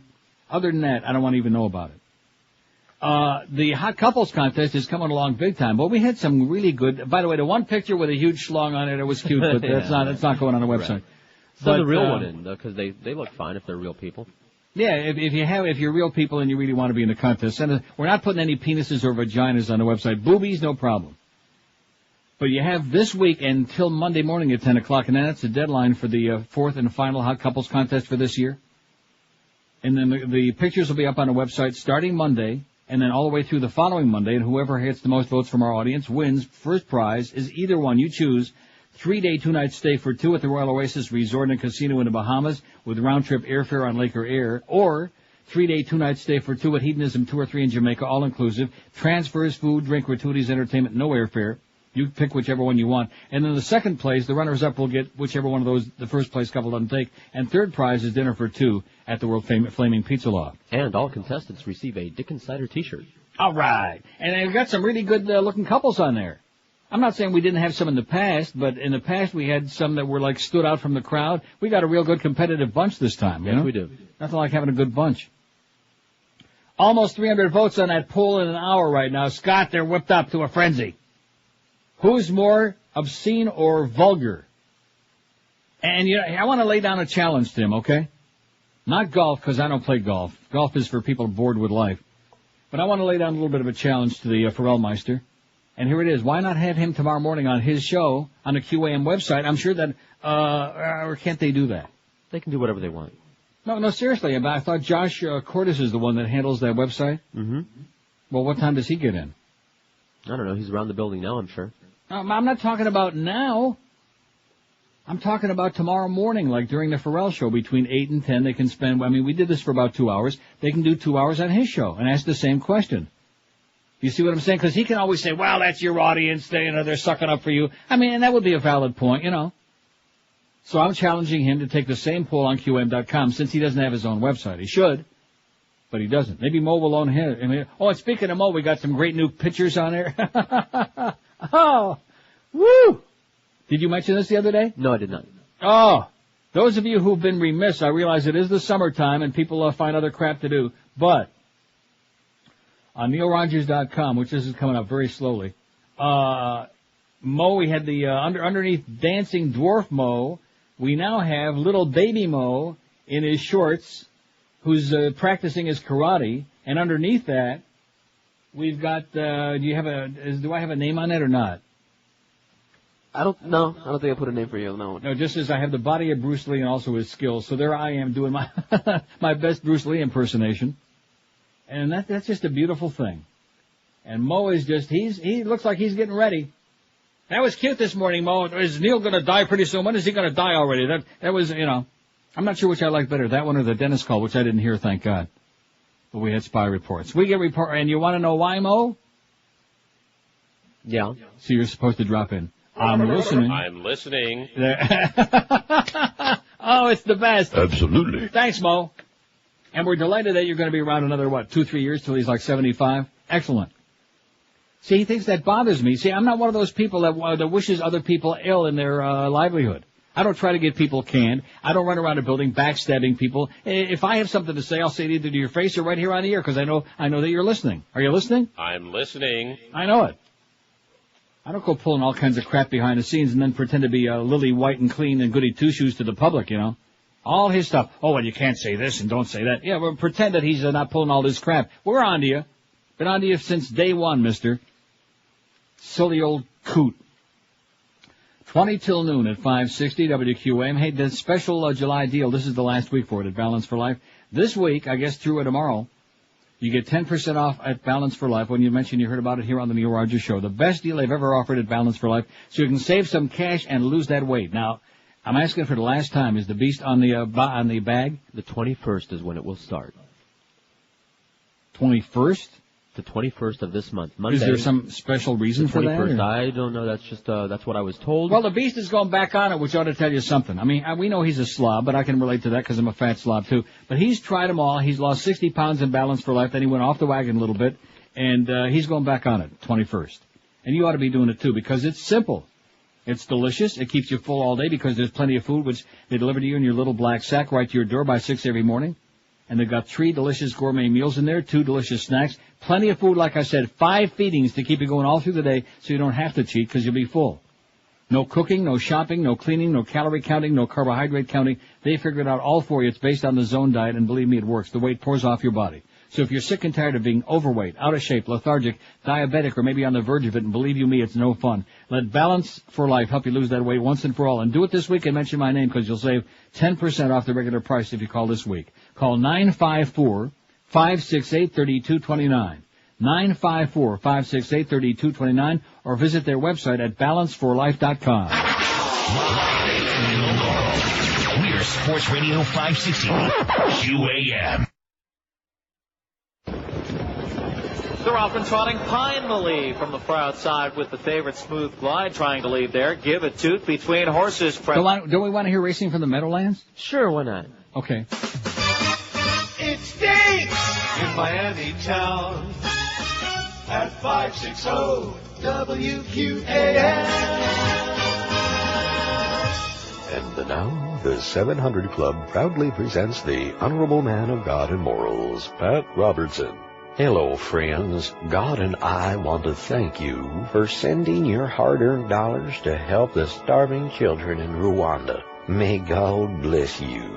You'll be pleased to know that I invested your money into my diamond mines in Liberia, and your heartfelt donations have provided medical care to those children who get their arms chopped off for not digging fast enough. But now we have a small problem, friends. The civil unrest in Liberia is now preventing these children from digging in the mines. For this reason, I've called on the services of our godly president to intervene. I can't get to the mines, so the president I'm calling, 'cause diamonds are the Lord's best friend. All right.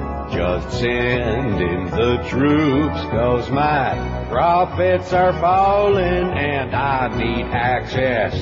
So put an end to the civil unrest. Now, I may sound cold, but next to oil and gold, for diamonds, what's a few more dead? I don't see the harm in chopping off a child's arm, 'cause diamonds are the Lord's best. Diamonds are the Lord's best friend. May God bless you all. Amen. Absolutely. 11:46, 14 till noon at 560 WQAM, your psychotic station for the new millennium. 327 votes. Now, this poll is only going to be up there another quarter of an hour, so if you want to vote on this poll, get with it. Who is more obscene or vulgar, Scott Ferrall or Neil Rogers, or neither one, or who's Scott Ferrall? Scott Ferrall, 116. Neither one, 89. Who's Scott Ferrall, 68. Neil Rogers, 52. 116 to 52, that sounds like a lot more than double, don't it? Yes. To me. Last time I checked my math. Here's a call from Delray Beach. Hello. Neil. Yes, sir. Oh, man, I gotta tell you. Yesterday I called George. I'm the one that called him and said, come on, George, you've got to say what's inside your heart, man. You got to let it out. And he did an excellent job of putting the whole thing out there for us. Yeah. And I just want to say that American Beauty is one of the best movies ever. Absolutely correct, sir. Of all time. Yep, Fabulous. you're right. Mm-hmm. It's got a little bit of everything for everybody. It's riveting, and you sit there and you're like transfixed. You can't turn away from the screen for a second. Absolutely. And my wife loved it too. And for us to really love the same movie, Yeah. you know, that's pretty unusual because it had the female thing. She loved it the way it was set, but it was just great anyways. And the other thing, I think the way you got it now on the air is absolutely perfect, okay? I get up in the morning. By the time I got my coffee and I got the kid off to school, I could hear about 5 minutes of Mo with Ferrall, okay? Absolutely. Right. 5 minutes till 8, you know, and then I got Ferrall, which is just total insanity, leading into you, and all the stuff that's going on now, and the way it is, it's all beautiful, man. It's all great. It all makes for the best radio that I've heard in a long time. It's perfect. This is the best thing to happen in this radio market since Phil Hendrie came to town. Are you sure? And that's quite a few years ago. Yes, I totally agree. I mean, don't dick with it. It's perfect. I mean, you know, the weak links now are Mandich, and that's because he's got nothing to talk about because the Dolphins aren't playing. Yeah. You know, and other than that, I mean, he's, you know, with Mandich, it's boobs and beer, and I'm going to be in the Keys, and I'll have some more boobs and beer. Come on, don't be knocking the Mad Dog. No, he's great, but I'm just saying, I mean, when it's Dolphins, Go ahead, knock him all you want. He doesn't you know, but right now, he's just, you know, he's trying to find something to talk about. Well, when you got a sports show in the summertime in South Florida, what are you going to talk about? That's right, I mean, man.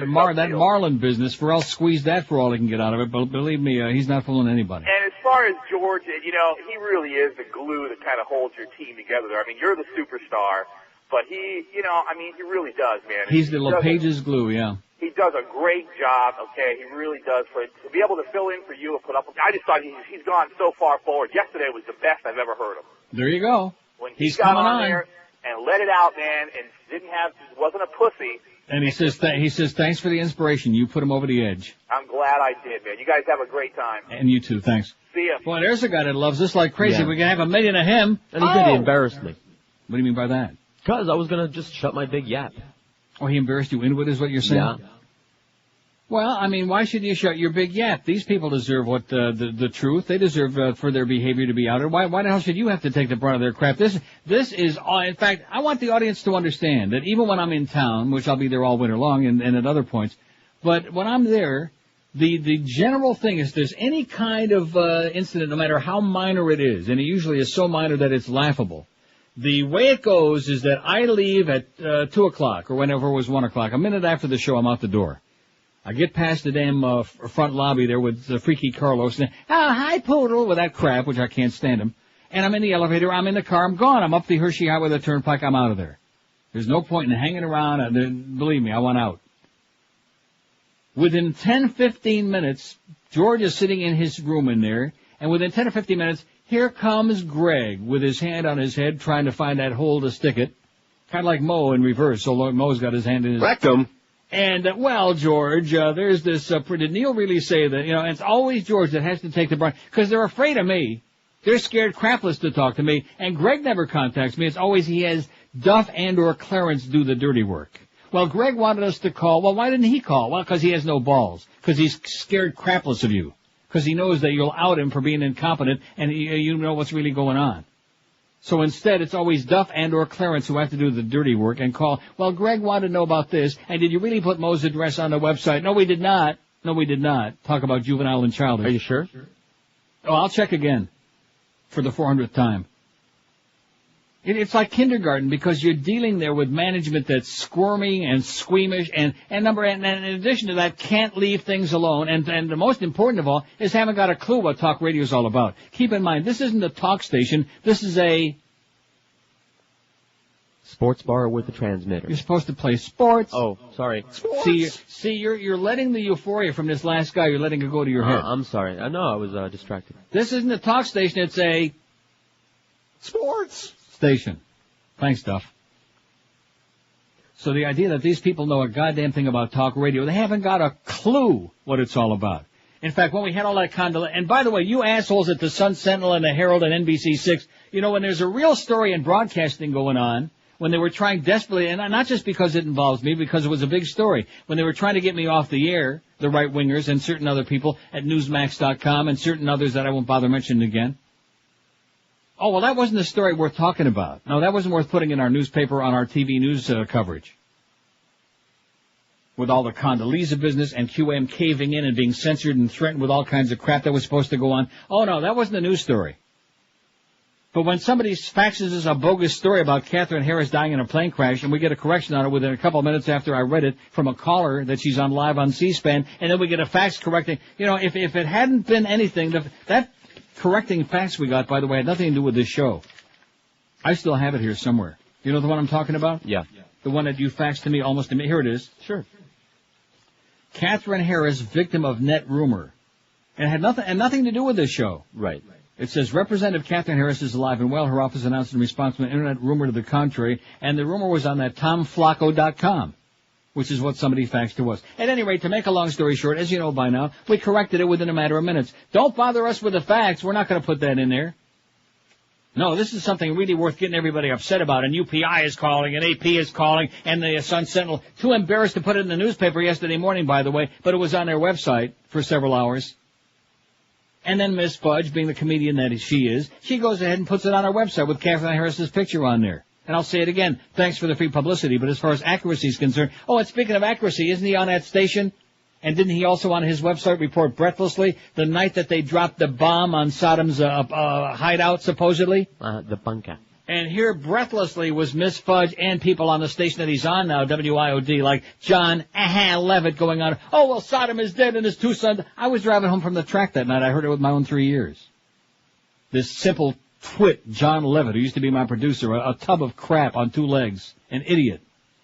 Who all of a sudden now is a news guy at IOD. He's a news guy like my little dog was a rocket scientist, okay?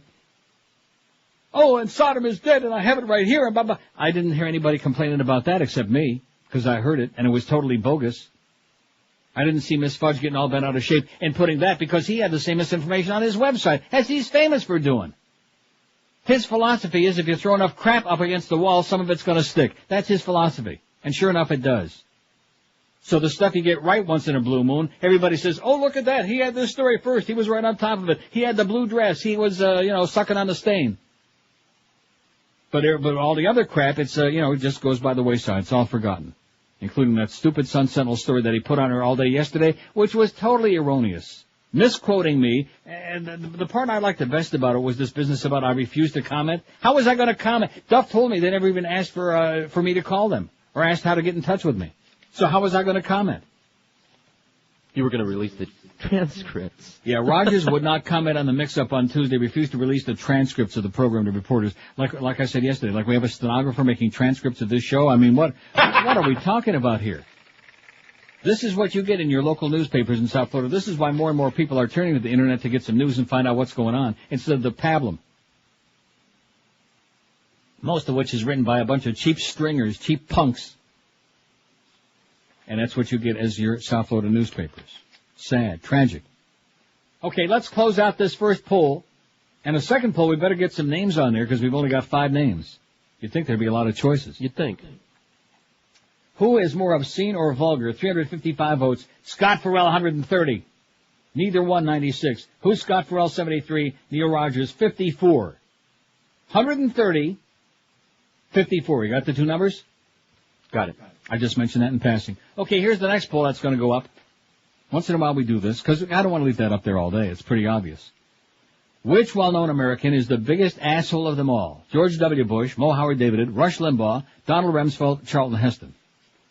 Now, it's a short list so far, and we invite you to add to it, but I mean, it's a good group. You son of a bitch. It's a select but short group. 4 minutes till noon at QAM. If you're in a dead-end job, if you don't have 2 nickels to rub together, maybe college is too expensive for you, and it just takes too long. You don't have 4 years to wait around trying to get your life on track. If you can afford $10 a month and commit yourself to 3 nights a week for 4 months, Fast Train can help you achieve a new high-paying computer career. Only $10 a month and 3 nights a week for just 4 months for individuals who qualify. So what do you got to lose but a really crappy dead-end job and a meager paycheck, probably like Kevin Spacey had at the drive-thru at that fast food joint? Call Fast Train toll-free at 1-866-FAST-TRAIN, and now they have 4 locations all over town. They're in Miami, Kendall, Pembroke Pines, and Fort Lauderdale, so there's bound to be one nearby you.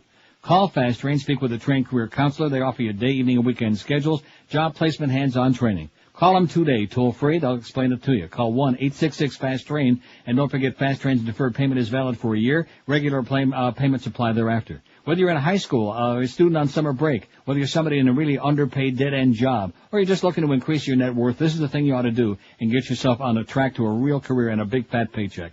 Call Fast Train today at 866-FAST-TRAIN or check them out on the web at fasttrain.com. Live and local. This is Sports Radio 560 QAM. This is Dick Cheney. I like to relax by having Mary Magdalene massage my balls while listening to the Neil Rogers 12 to 1 hour. Harry Potter has thrilled the imaginations of children everywhere. But where can you read stories that will take the teenagers in your house on an adventure? Wow, it's so smoky in here. Somebody must be doing magic. No, that's just Harry. Harry Pothead. Yes, Harry Pothead. Look, kid, I'm a fire-breathing dragon. Harry Pothead will take your teen on a trip, and they'll return with a new look in their eyes and smiles on their faces. Harry, the evil brother of Sirius Black is like coming to get us. See, dude? I told you this was good shit. Harry Pothead, now available at your local street corner. Can't wait, dude. Right next to the Leaky Cauldron Inn is a 7-Eleven. Score! Don't forget the Funyuns. And look for the upcoming Harry Pothead movie, starring Robert Downey Jr., Whitney Houston, Charlie Sheen, and Woody Harrelson as Harry. Club Noon at 560. Little hand just hit the big hand. WQM, we got the new poll is up, and look at that, 3 votes. Oh, you know who the 3 votes are for? Absolutely. Which well-known American is the biggest asshole of them all? Well, I guess that tells you who I voted for, right? A little bit. Mo Howard David's got 3. No votes yet for George W., Rush Limbaugh, Donald Rumsfeld, or Charlton Heston. We need to expand this list big time, okay? Let's get with it. I just gave Georgie 1. Oh, did you? Yeah. Just to make him not feel left out. See, I don't consider him to be an asshole. He's just dumb, you know? He's just a pawn. There's a difference. See, it's a nuance. I consider him to be an asshole. A dumb one at that, but... Dangerous, yeah. Dumb. Evil. You talking about Mo again? Oh, I'm sorry. Here's a call from beautiful Fort Lauderdale. Hello. Yeah, how you doing, Neil? Pretty good, sir. Just turned 61, been listening to you for 20-some years. All right. I'm not particularly fond of you attacking our chief, Mr. Bush. He's doing a fine job. Yeah. Mm-hmm. I think he did what needs to be done. If some women and children had to suffer, so be it. Right, and all the American kids that are dying every day, we had 2 more yesterday, Neil, but that's okay, so be it. That's just my first thing. Yeah. We just started getting a bonus program here at work. I hear you get bonuses. George gets a bonus. Yeah. You pay George's car payment for a bonus also? This is Reverend Jones. Yes, it is. Oh, it's... Yeah, Reverend Jones. 56705. He's doing his real voice today, so it's not putting on that affectation, so it took me like an extra 10 seconds. 5670560, pound 560 on the AT&T. Get yourself some help, Reverend Jones, okay? Get some help before it's too late, before they lock you up at Pompano Park. And by the way, in case you forgot, you're gay. Here's a call from a plantation. Hello. Hi, Neil. I have a suggestion for your poll. Yes, sir. How about Ken Jenney? Ken Jenney is excellent. In fact, maybe I can change my vote. Hey, and did you hear Ferrall's interview with that basketball star today? No. Oh, that's the funniest, the best sports interview always, because he just doesn't give a rat's ass, and it's obvious. He's asking him, how long's your, all kinds of crazy stuff. And I'll bet Mo Howard David was biting his tongue just. Who was it? He wanted the interview. Who was he interviewing? Zoe? Zoe. Oh, no, Zoe. It was Say hilarious. it ain't so, Mo. Zoe was telling him to take a breath. He's like, breathe, inhale, breathe. He wouldn't stop. The guy's a maniac. I love him. You'll notice if you ever hear the crossover we do at 10 o'clock, I've learned that the technique is I just keep talking. I don't wait for him to stop, because he's still talking, but I just keep going, talking. Okay, I love you. See ya. 567, I thought he didn't do interviews, Scott. What's that all about? Huh? I think it was an interview that Howard was supposed to do, and for some reason he didn't, and Zoe decided to come on anyway. Oh, well, I'm sure it was a hell of a lot more entertaining with them. Oh, I shouldn't say that. But like I said, I'm sure it was a lot more entertaining. Okay, the votes are starting to pour in now. You're right. George W. is going to pull away here. I wanted to give him some competition. We'll get some other names on there. W's got 15. Biggest asshole of them all in America. Mo Howard David at 9. Rush Limbaugh 4. Rumsfeld 3. And Charlton Heston. Chuck's got 1. An old one. He's got an old one. It's hanging. It's drooping. Here's Miami. Hello. Hello, Neil. Yes, sir. I think the biggest asshole is Jesse Jackson. Okay. That's my vote. Good choice. Out. Thank you. Jesse Jackson get many votes. 5670560 pound 560 on the AT&T line. Don't forget Joe Rose. I bet you I know who he'd be voting for. I don't want to put words in his mouth, but I'm hearing the rumor is he's going to vote for Howard from Boca. Yeah. Yeah, he's made it very clear all around town that the gloves are off and it's all over and he's going to hold nothing back. And what's he got to lose anyway? He only does weekends on the station anyway. He's not going to take any crap from that doddering old man. Maybe Howard will try to get him fired. God, that would be something new, wouldn't it? Here's Coral Springs. Hello. Hey, Neil. Yes, sir. Yeah, how could you leave John Ashcroft off that list? Well, we're waiting for you. You know, we don't want to, if we put all the good ones in there, then you got nothing, no material. You're right, but he's got my vote. Okay, thank you, sir. You're welcome. Excellent choice. John Ashcroft, he'll get many, many votes. See, this is very tough. I mean, the leaders of the far right, the Nazi Bund, I mean, these people, of course, will get many, many votes, but we have to spice it up and sprinkle some other assholes in there as well, because there are so damn many running around. So many on the loose.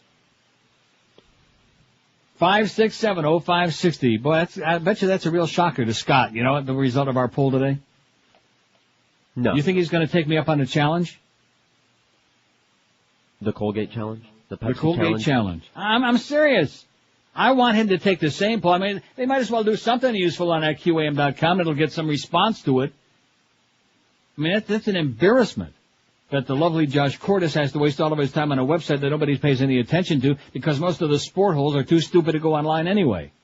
The website, what's that? Sports. Right. What a waste. He could be doing something interesting, innovative on there every day. But who am I to start interfering? You know, I don't want to tell anybody else what to do. But I'm suggesting.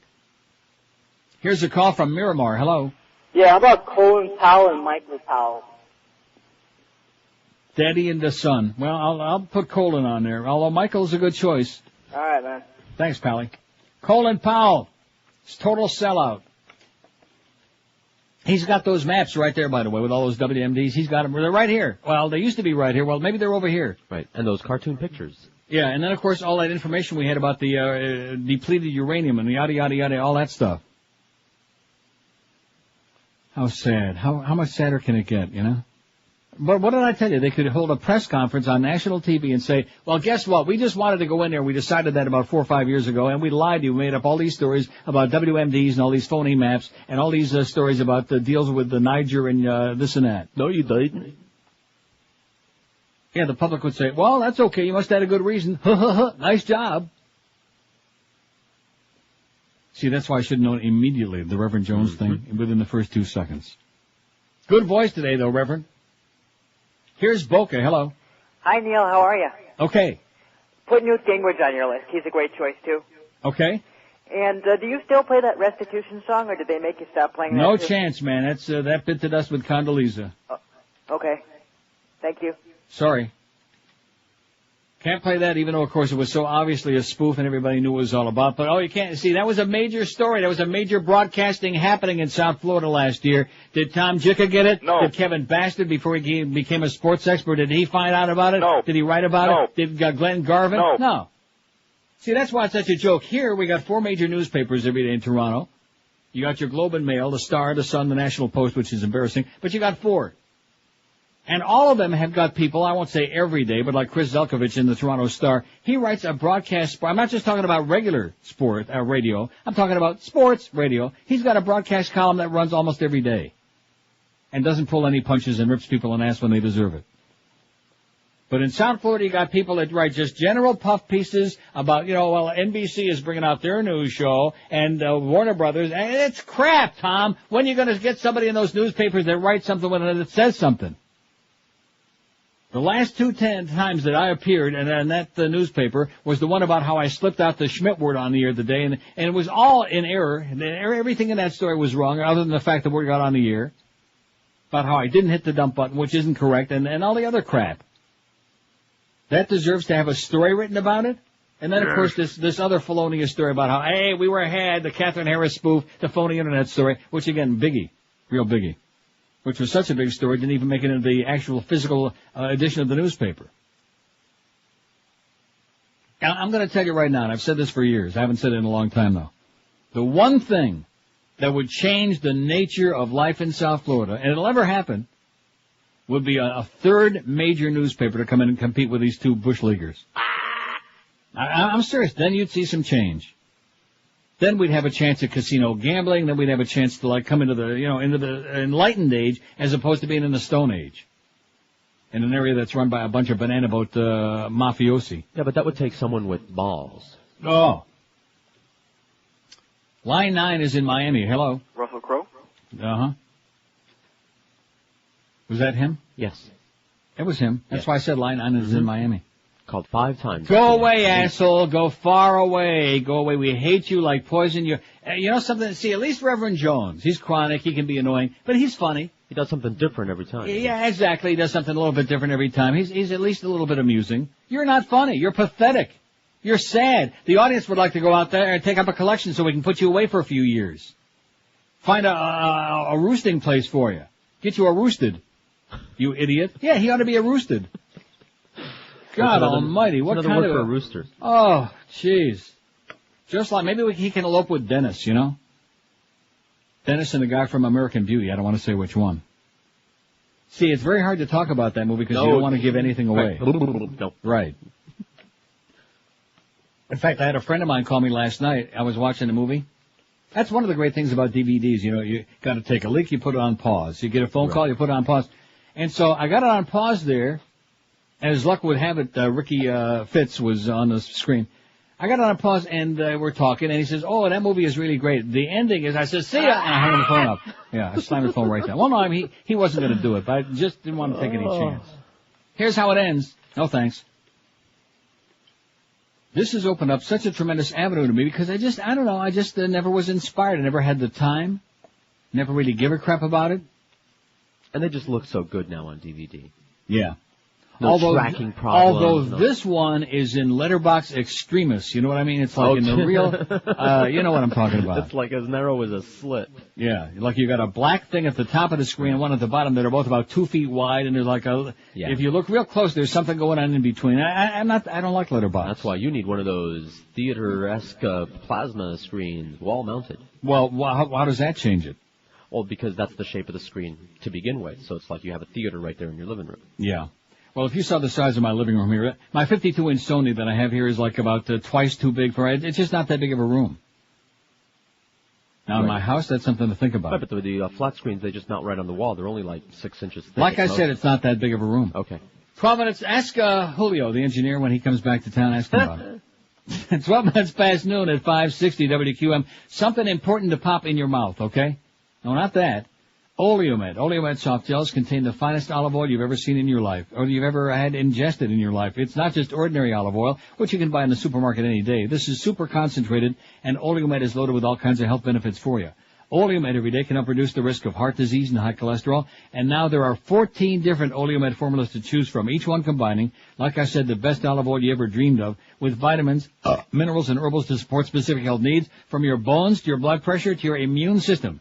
Just pick out the formulas that are right for you and pop them in your puss. And now we got 3 new formulas, one to help you sleep, one to help you control that disgusting weight, and Cell Q10 for your heart. Pick some up today while you're out doing your shopping. Pick up Oleomed at Publix, Eckerd's, Walgreens, Whole Food Markets, Sedano's, Navarro's, or order it online if you like.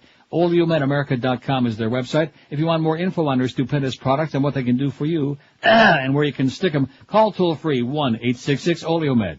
That's 1-866-653-6633 for better health. Start popping Oleomed in your fat puss right away. Live and local. We're Sports Radio 560 QAM.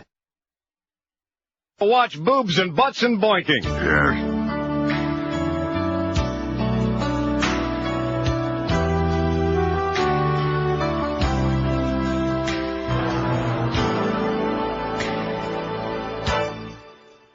Close your eyes, take a sniff, Do you smell something you like? Yes. 'Cause tonight they're smelling right. I'm gonna flatulate all through the night. Pour the wine, cut the cheese. I can rip one on command. I'll emit odors so grand. All of those smelly things coming out of my act. I'll break wind for you if you want me to. Hold your nose real tight. I can do it all night. I'll break wind for you if you want me to. And I'll let my guests know if you want me to. I'll break wind for you if you want me to. Hold your nose real tight. I can do it all night. I'll break wind for you if you want me to. And I'll let my guests know if you want me to. From 18 at 560 WQAM, we got 107 votes already. Our second poll. We're smoking today, baby. We are smoking it. Don't mess it up, Greg, okay? I'm just so terrified. I've gone through these different phases mentally the last week or two. On the one side, we know that things are really, we're in a great position right now. Things are smoldering on this radio station. We finally made a comeback. After languishing since Greg screwed it up about a year and a half ago. But you just have this feeling based on their aberrant behavior that they're on a every moment they're on the verge of screwing it up. You know what I'm saying? I'm sure you do. What? Didn't hear anything you said. Yeah. Oh, they're always like a heartbeat away from screwing up a good thing because they can't control themselves. See, the people that are the most nervous, who in a part of their brain they have to admit to themselves they haven't got a clue what the hell they're really doing. 110 votes on here. Which well-known American is the biggest asshole of them all? George W. Bush, 44. Rush Limbaugh, 28. Mo Howard David at 18. Absolutely. Rumsfeld, 11. Jesse Jackson, 4. John Ashcroft, 3. Chuck Heston, 1. Newt Gingrich, 1. No votes yet for Ken Jenney or Colin Powell. Now here's the guest editorial in USA Today. Rick Santorum, right-wing Republican senator and probably closet case from Pennsylvania, writes, Americans must preserve the institution of marriage. And his whole column here is all about, well, the Supreme Court justices may not be willing to admit it, but they've opened up the door and yada, yada, yada. And that's why he agrees with Senate Majority Leader Bill Frist, Republican of Tennessee, who would support a constitutional amendment to affirm traditional marriage. They don't want to follow the way of Canada here. Did you see the story that I had in there yesterday or Tuesday? Yes. About British Columbia has just started marrying gay couples just like Ontario here. And before the end of the year, it'll be nationwide here in Canada, and it's no big deal, and nobody's having a nervous breakdown, and life goes on. There is one little minor religious group, of course, that's trying to, block it. Ain't gonna work. Trying to interfere. Trying to stick their superstition and hate on everybody else. Ain't gonna work. Not here, eh? Also, did you see that they're gonna start making available medical marijuana? Saw that story. Yeah. That you faxed. Here in Canada, eh? Medical marijuana gonna be made available to those who are prescribed it. I'm ailing. Grown by the government. You won't have to buy it from Ricky Fitz at that exaggerated price, that inflated price he was charging last night. Yeah, where'd they get that? Well, when he first opened up the box, and Kevin Spacey says to him, he says, well, how much is in that bag? He says about an ounce. And I'm thinking to myself, $300, because you know me from the old days, right. The old school. The old reg school, sure. And the kid is saying, oh yeah, $300. And I thought, all right, yeah, that's not bad. Right. And then what was the other kind that he had? The G13 that he had, which is just crippy, and it's $400 if you don't even know anybody for an ounce. Yeah. Well, that's pretty crappy. That crippy. At that price. No, it's good. That's the going price. No, but I'm how much? $400 for an ounce. No, but I'm saying he wanted $2,000. Yeah. Well, he had a lot more stereo equipment he needed to buy. Apparently, that was a nice room, boy. I would have liked to have that outfit. Yeah, and he told Dad that he was making the money for working these catering these banquets and crap. Collecting aluminum cans, Dad. Yeah. That was another phenomenal scene where he's watching. There were a lot of people watching through the window. It's kind of like Rear Window. Yeah, peeping through the keyholes. A lot of peeping through the keyholes in that thing. And he sees and he doesn't realize what's going on. He thinks that the kid is giving Kevin Spacey head. All he's doing is leaning down and rolling a big fat one. And Kevin Spacey's sitting back with his shirt off because he's been working out in the garage trying to bulk up for that blonde bimbo. It's phenomenal. American Beauty. If you only see one movie this year, that's one of the ones I'd recommend. 5670560. We got a lot more assholes to get on this list. Let's get with it, okay? Pretty weak. Here's Fort Lauderdale. Hello. Neil, Canada can't compete with the U.S. in business, so that's why they're marrying fags and, Yeah, okay, great. Can't compete. You stay there, pal. I'll stay here a while. 5670560, pound 560 on the AT&T and Verizon wireless line. Isn't it amazing that people like that listen to this show? Aren't you astonished? No. Just like the 14.1% yesterday that said their number one choice for news, their number one source was Fox News. They're obsessed with this program. They're like dentists. They can't shut it off. Just like Miss Fudge. Here's Fort Lauderdale. Hello. Neil, hey. Yes, sir. How are you? Okay. I'd like to add on behalf of my mother, probably Anthony Scalia to that list. Antonin Scalia. Probably one of the best guys we can have up there on the bench, and probably not the court bench. Speaking of benches, could you play that old song, a golden oldie? What was that? Sitting on the bench in Del Rey? That would probably be appropriate. In honor of Antonin Scalia? Absolutely. Okay, pal. Have a great day. All right. Kill him in about 2 minutes.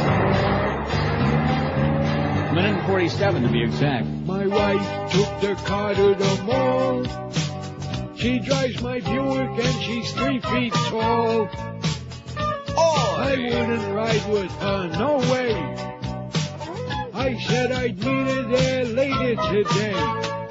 So I'm just sitting on a bench in Del Rey. Alright. Waiting for the lolly bus to take me away. Oi, I'm just sitting on a bench in Del Rey with my friend Hein. Looks like it's time to take my change, 'cause the bus fares don't always stay the same. I'm not gonna do what Yetta tells me to do. To drive at her age, she must be insane. Just sitting here resting my bones, wondering why my wife won't leave me alone. We've talked it over, but I never win. I just wind up schlepping through the mall again. Oi, so I sit on a bench in Del Rey, waiting for the lolly bus to take me away. Absolutely. Oi, I'm just sitting on a bench in Del Rey with my friend Hein. And there he is. It's about damn time. I've been waiting here all damn day on this bench. Where the hell have you been? Hey, where the hell are you going? Come back, you schmuck. 1226 at 560 WQAM. You know, I think what we ought to do one of these days, I guess maybe when we go back to the full schedule, is I'm just going to play like the lost QAM bits. Oh, yeah. Like on a Wednesday in that last hour. Because what I'm doing and going through these hundreds and hundreds and hundreds and thousands and zillions of discs. About 30, man. Is I'm finding all kinds of stuff that we haven't played in ages. Buried treasure. Buried treasures is a good way to put it. Good way to stick it. Don't forget, August 1, the Best of Neil 2002-2003 will be available on our Just website. Saw the cover. I mean, not the front cover, but all the back cover, stuff like that. And it looks great. All good. Oh, you seen it? All the pieces. It has yet to go into production, but like all the stuff that Miguel's doing now. Yeah. It's all ready to go. I think that guy from Passions was involved in putting it together. These are Reese's pieces. Of course, you don't know Reese on Passions, so what do you know? No. One of those things, you refuse to look. And I tell you, Sheridan on that show, I'll tell you who else is really beautiful. And that is the actress that plays Beth on Guiding Light. Now, I realize you don't watch these soap operas because it's not a manly thing to do. She has got to be 50 easy. And what they can do with makeup on TV, it's just amazing. She is one of the most beautiful women I've ever, even though her character is real snotty and bitchy, and you have to hate her like poison. That's okay. She's annoying. Well, you're used to that. 26 past noon at 560 WQAM. If you want to take the whole gang out, especially during the hot summer days, you don't want to stand in the kitchen cooking, and you want to go for a real feast, Emerald Coast is the place to go. 3 locations for you in South Florida. They're in Sunrise, North Miami Beach, and the newest one is in Pembroke Pines. Start your mouth-watering eating experience with one of 6 different soups, or all of them if you like. Just shovel it down your pants. And there are dozens and zillions of succulent entrees. About 30, man. Including New York strip made to order at the Gourmet Center. That's their sizzling Asian grill, featuring grilled shrimp scampi style, jumbo scallops wrapped in bacon, and their brand new seafood Saint-Jacques. If that isn't good enough for you, try their Dungeness crab and ginger and scallions, hand-carved prime rib cooked the way you like it, the brand new Oriental chicken salad, and lots more too. The Emerald Coast promotes only healthy living because there's no crap in any of their food, no MSG, no cornstarch, and they cook all their fine cuisine only with cholesterol-free oils. The buffet features a full salad bar, a sushi bar, fresh shrimp cocktail too, and because you deserve it, they feature a full dessert station to finish a perfect pig out with pies and cakes, pastries, ice cream with all your favorite toppings, fresh fruit as well. They even have watermelon most of the time too. The perfect ending to a big feast. Emerald Coast in Sunrise, you'll find in Pine Island at 44th Street. In North Miami Beach, Collins Avenue, just north of 163rd, and also in Pembroke Pines at the intersection of Flamingo and Pembroke Roads. Take the whole family. Book your next business luncheon right now. All size parties. Be welcome. Let them do the cooking for you at the Emerald Coast. Take out and delivery available too. Call 954-572-3822. When you go into the the Sunrise location, tell my friend Richard, bad news, Leafs will not make the playoffs this season. 954-572-3822 for the world-famous, unbeatable Emerald Coast Chinese buffet. Live and local. This is Sports Radio 560. QAM. Would you shoot? I'm over here. So that you'd get the loot. Do you crave? What you wanna do? To blow up his cave. You don't have the cojones. Would you care? What are you talking about? If he got the chance. Hey, you'd mess my hair all up. Would you throw the switch yourself? Do not touch that switch! Would you pee-pee? If you saw his face. Make a little pee-pee like a baby. Would you wee-wee? Up, you made wee-wee. All over the place. Looks like you're gonna need a diaper. Or would you take? You take what? A metal garden rake. Hey, what are you doing with a metal garden rake? And swing it at his boy. Easy now. Let's talk about this, okay? I think his chances are zero. I don't like the odds on that. Zero. That don't sound very good, huh? Not a snowball's chance in hell. See if I can follow this. Hot in hell, snowball, melt, no good. Osama, you are no hero. Let's not take this personally. And I bet you really smell. Oh, you're right. 1232 at 560. Now that call on line 9 from Kissimmee. Let's check it out. Hello. Hey, Neil, how you doing? Okay, sir. Two people for your list. Okay. First of all, Pat Robertson. You forgot about him. Pat Robertson's good. He's the guy who wants us to send massive American troops into Liberia to save Charles Taylor because in his mind he's a good Christian. Right. And Michael Weiner from Weiner Nation. Michael Weiner? Yeah, that would be Michael Savage. His real name Michael is Savage, yeah. His real name is Michael Weiner. I call it the Weiner Nation. I never knew that before. Yeah, he needs. You mean formerly from Savage Nation on TV, anyway? Right.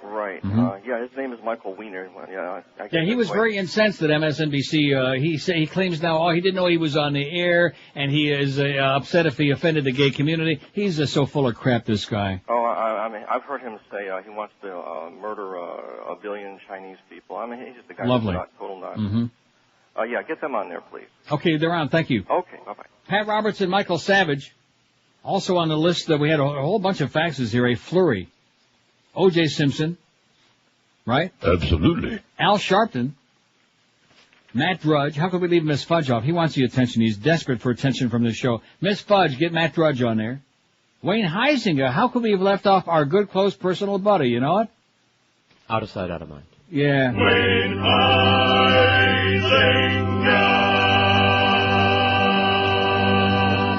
Henry Kissinger is a good choice, right? Yes. Oh, George is leaving the building.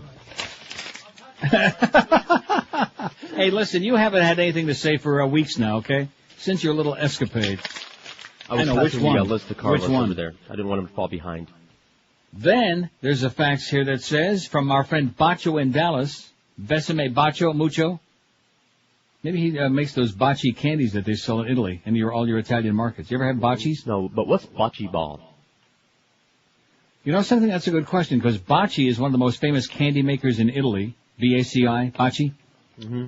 And they do have a thing called Bocce Ball, which I have no idea. Ask Mo. He probably plays it in his spare time in between shuffleboard matches at Cemetery Village. No, that's that's right. Ball. He doesn't live at Cemetery Village. He lives at... Anyway, this fax from our friend in Dallas is, what about Phil Hendrie? Are you sure? He's really a prick now that he's gotten a little fame and fortune. His stance on Iraq and the fact that he charges $7 to listen to the clips on his website really pissed me off. He was even making fun of radio people who play parody songs. Gee, I wonder who he could have been talking about. Boy, he has turned into such an asshole. I think he belongs on the list. Insanely jealous. Why do these people, I mean, what does my life have to do with his? You know? Isn't he making enough money? Yeah, is that the problem, that his NBC pilot fell through again? No, and then he was a bastard before that. That's because he took his position in favor of the war, right? Yeah. Says he's so full of himself, he needs something to bring him back down to earth. I'm as mad as hell, and I'm not going to take it anymore, says Bocce Dallas. Good choice. Phil Hendrie. Yeah, okay. Yeah. Now well, let's see. Somebody says put Russell Crowe on there. I agree. Just out of frustration with spending $30 for that damn DVD, that awful, Beautiful Mind. You'd like wait a minute. You know who it is? It's, I can't believe who this is from again. Why did you send this to me? Just 'cause. 'Cause you're a Schmidt disturber. That's right. He's back to being Craig in Miami. This is the guy, the Line 9 guy. We don't need any other name for him. Just the Line 9 guy. The whole audience will know who he is. He called before and mumbled Russell Crowe, and I said, wasn't that him? Yeah, it was. Nine. And then he goes on to say, I'm not trying to be chronic. That's why he's faxing us again. He's not trying to be chronic. I'm such a huge fan of your show, I feel the need to speak with you every once in a while. I'm sorry if you think I'm crazy, but I love you and his show. I'm sorry for all the trouble. No, you're not. You're not sorry. You keep faxing me the same caca. You're like all the other chronics who fax the same caca. Oh, I'm never going to call you again, just like Jeff High's neighbor there, Dave. Crazy people. Only crazy people are chronics, okay? It's one thing to love the show. Guess what? The price is right. It's free. Turn it up real loud and enjoy it. Squeeze yourself. Have a good time. But quit bugging us, okay? Line 9, man. Every time and look at that. Fort Lauderdale, Line 9. Hello. Hello, I got a nomination for your most hated. Yes, sir. Alex Pinellas. Excellent choice. All right, thank you. Thank you. Well, it's not most hated. It's the biggest asshole, but certainly he qualifies. Let me say it again. I wonder how those new restaurants got in at the airport, you know? They got a Pizza Hut Express. They got a big Burger King. I wonder who had to get smeared to get those things in there at the airport, you know? Where only if you're Alex's buddy do you get in there. You can't even take a plane unless you know him. You've mentioned his name. Well, I'm sorry, Mr. Rogers. You're not going to be allowed in this flight. Well, how about if I say Alex Pinellas? Okay, go right ahead. And what if I shake your hand this way? Yeah, right. Secret handshake. Oh, and let me say another thing, too, because you know I always use MIA. I'm just used to it. And I get limoed anywhere. Thanks to my good friend Kid Halpert at National Limos. Was that good enough? Did I give him a good enough plug? What's their number? But I'm serious. Would it be nice to have just somebody who speaks English when you go through they take the shoes off and that whole deal at security? I'd like to have just one person there who speaks English beside those of us who are on our way to a flight. No, that's Fort Lauderdale. Sorry. Oh. Like I said, I haven't flown out of Fort Lauderdale in years. I think they finally, because at least I drive by it, the construction is leveling off. Oh, that's why I stopped going there, because there was no more parking, and it was like you had to park 10 miles away and pay $50 a minute. It was like going to a Marlin game. Here's the fact. Now, this fax is outrageous, you know? It says, I suggest you disclose the ending to American Beauty so you can discuss it. There were some moments when the viewer had no idea who did it. Lots of candidates, no kidding. Now, here comes the best part. The movie is 4 years old, and if the moron public hasn't seen it yet, tough turds. Well, I just watched it last night, okay? So I guess I must be a moron, too. It was not a big to-do while it was out. Well, even if it was a big to-do, I mean, had I seen Requiem for a Dream or Memento or like all of these damn movies I've been watching the last couple of months? Yeah, you know, not everybody has all the idle time on their hands to go watch movies like this person, whoever, unsigned. Says 5 Oscar nominations and they don't know about it. They've had their chance. Do it. Well, guess what? No, I'm not ruining it. I'm not going to recommend a movie for people to watch and then ruin it for them. Am I? No. Do it. No. Here's another suggestion for our poll today. They're pouring in now. Al Sharpton says, hands down, the biggest prick bastard out there's got to be Reverend Al Sharpton. Perfect example of why separation of church and state should be reversed. Send him to a state mental hospital. I love this. This is a great fact. Mm-hmm. Send him to a mental hospital and give him some Church's fried chicken for his stay. I love that. And then they threw in there Wayne Hypinga from Rob in Pompano Beach. Nice going, Rob. Excellent. So now we're getting rolling on this. I knew we'd get it going. They're still trying to figure out who's most obscene and vulgar. Which well-known American is the biggest asshole of them all? 164 votes already. George W. Bush, 67. Rush Limbaugh, 29. Mo Howard David at 26. Mo's giving Rush a run for his money. Nice going, Mo. I knew you could do it. Absolutely. Jesse Jackson, 16. Donald, see, I read the name Jesse Jackson, and right away I'm thinking asshole. So that's good. No, seriously. Right. Donald Rumsfeld, 11. John Ashcroft, 10. Newt Gingrich, 3. He's, ancient news. Chuck Heston, just ancient. He's got 1. Ken Jenney, 1. And Colin Powell, none. And we got a whole bunch of these others that are going on there any minute. Aren't they, Boner Boy? Aren't they, Beaner Boy? Yes, they are. Going on any second. O.J. Simpson, Al Sharpton, Matt Drudge, Wayne Huizenga, Phil Hendrie. Okay. Pat Robertson, Michael Savage, and, of course, Alex Pinga Pequeña. Live and local. This is Sports Radio 560. QAM. I like talking and making sense. 2 to 4 afternoon. Sports Radio 560. QAM. Okay, now listen, I don't just ordinarily skip the bit to go to a celebrity caller, but in this case we'll make an exception. Damn it! What's up, Suds? You know, I do not ever normally agree with anyone from Texas. But the guy who faxed you about Phil... You know something, that my psychic powers must be working in again, because I saw your name on a thing here, and I thought to myself, what would Suds be calling about now? And I knew it was about Phil. Okay. You know, I love Phil. He's an incredible talent. Yeah. But last night, he really irked me. I'm in the shower and listening, and he had been talking about how many years he'd been in the business and how hard he had worked and all this kind of stuff. Yeah. Goes into a spot set, comes out. I think it's like at the bottom of the hour, and the music's playing. And this is kind of paraphrasing here, but it's pretty close, I think. He said, I had a Neil Rogers down in Miami who is now so desperate he's ripping off my show. Here's a guy who everyone he's known, he has stabbed him in the back, and then he ran away to live in Canada, and now he's ripping off my show. Way to go, Neil. Music up, ID, blah, blah, blah. Are you serious? I'm serious. I never hear his show. In addition to which I'm up here. Where the hell would I hear his show here? I don't know. Must be a reference to the Katherine Harris thing. I believe it was, although he made no reference to Katherine Harris. Well, you think maybe it was an attempt at humor? No. No, I don't. In other words, it was mean-spirited? Yeah. Are you sure? Well, guess what, Phil? Go to hell. Yeah, so say it put me again. down to 2 there. That's unbelievable. Well, that's what I just, I stopped in mid-drying off, Yeah. What the hell was that? Yeah, but maybe he was just joking. Maybe because the Katherine Harris thing would be like something he would do. Are you sure that it wasn't just a... No. Well, possibility, I suppose, but I don't know. He's bitter. I have no idea why. And, this inspired me for a great poll for Tuesday. Yeah. Which of these people do you think is most jealous of and or obsessed with Neil? I've never done that poll. And I'm going to have his name right at the top of the list, Absolutely. Joey Reynolds. I mean, there's a long list of people there. I don't understand it. I didn't either. I was, like I said, I just stopped. I couldn't. No, but you see, there's a lot that I've never talked about because I didn't hear. When I said that, just joking. That first part, it wouldn't be a joke about stabbing people in the back. Yeah. Now, who the hell have I stabbed in the back that I ever liked? See, it started with him, with my making a comment when I came to QAM. Because when we first came on QAM, do you remember I sold? Didn't we raise $20,000 for his charity in L.A.? That's right. Yes. He had the Best of Phil KFI CD, and a lot of it, we had that All You Can Eat Negroes on it, and a lot of our listeners wanted to get a hold of it. So I talked to him on the air, and we raised $20,000 for his charity in Los Angeles for the, it was a good charity. Yeah, And then when about a year later, we got into a conversation, and that was when they put him on at nights on IOD. And I said, somebody asked me a question. All I said was, I think Phil was a lot better when he was here, and I think that act is hard to maintain. That's all. Which is not exactly the worst shot in the world. It is hard to keep that up. Well, keep fooling the public.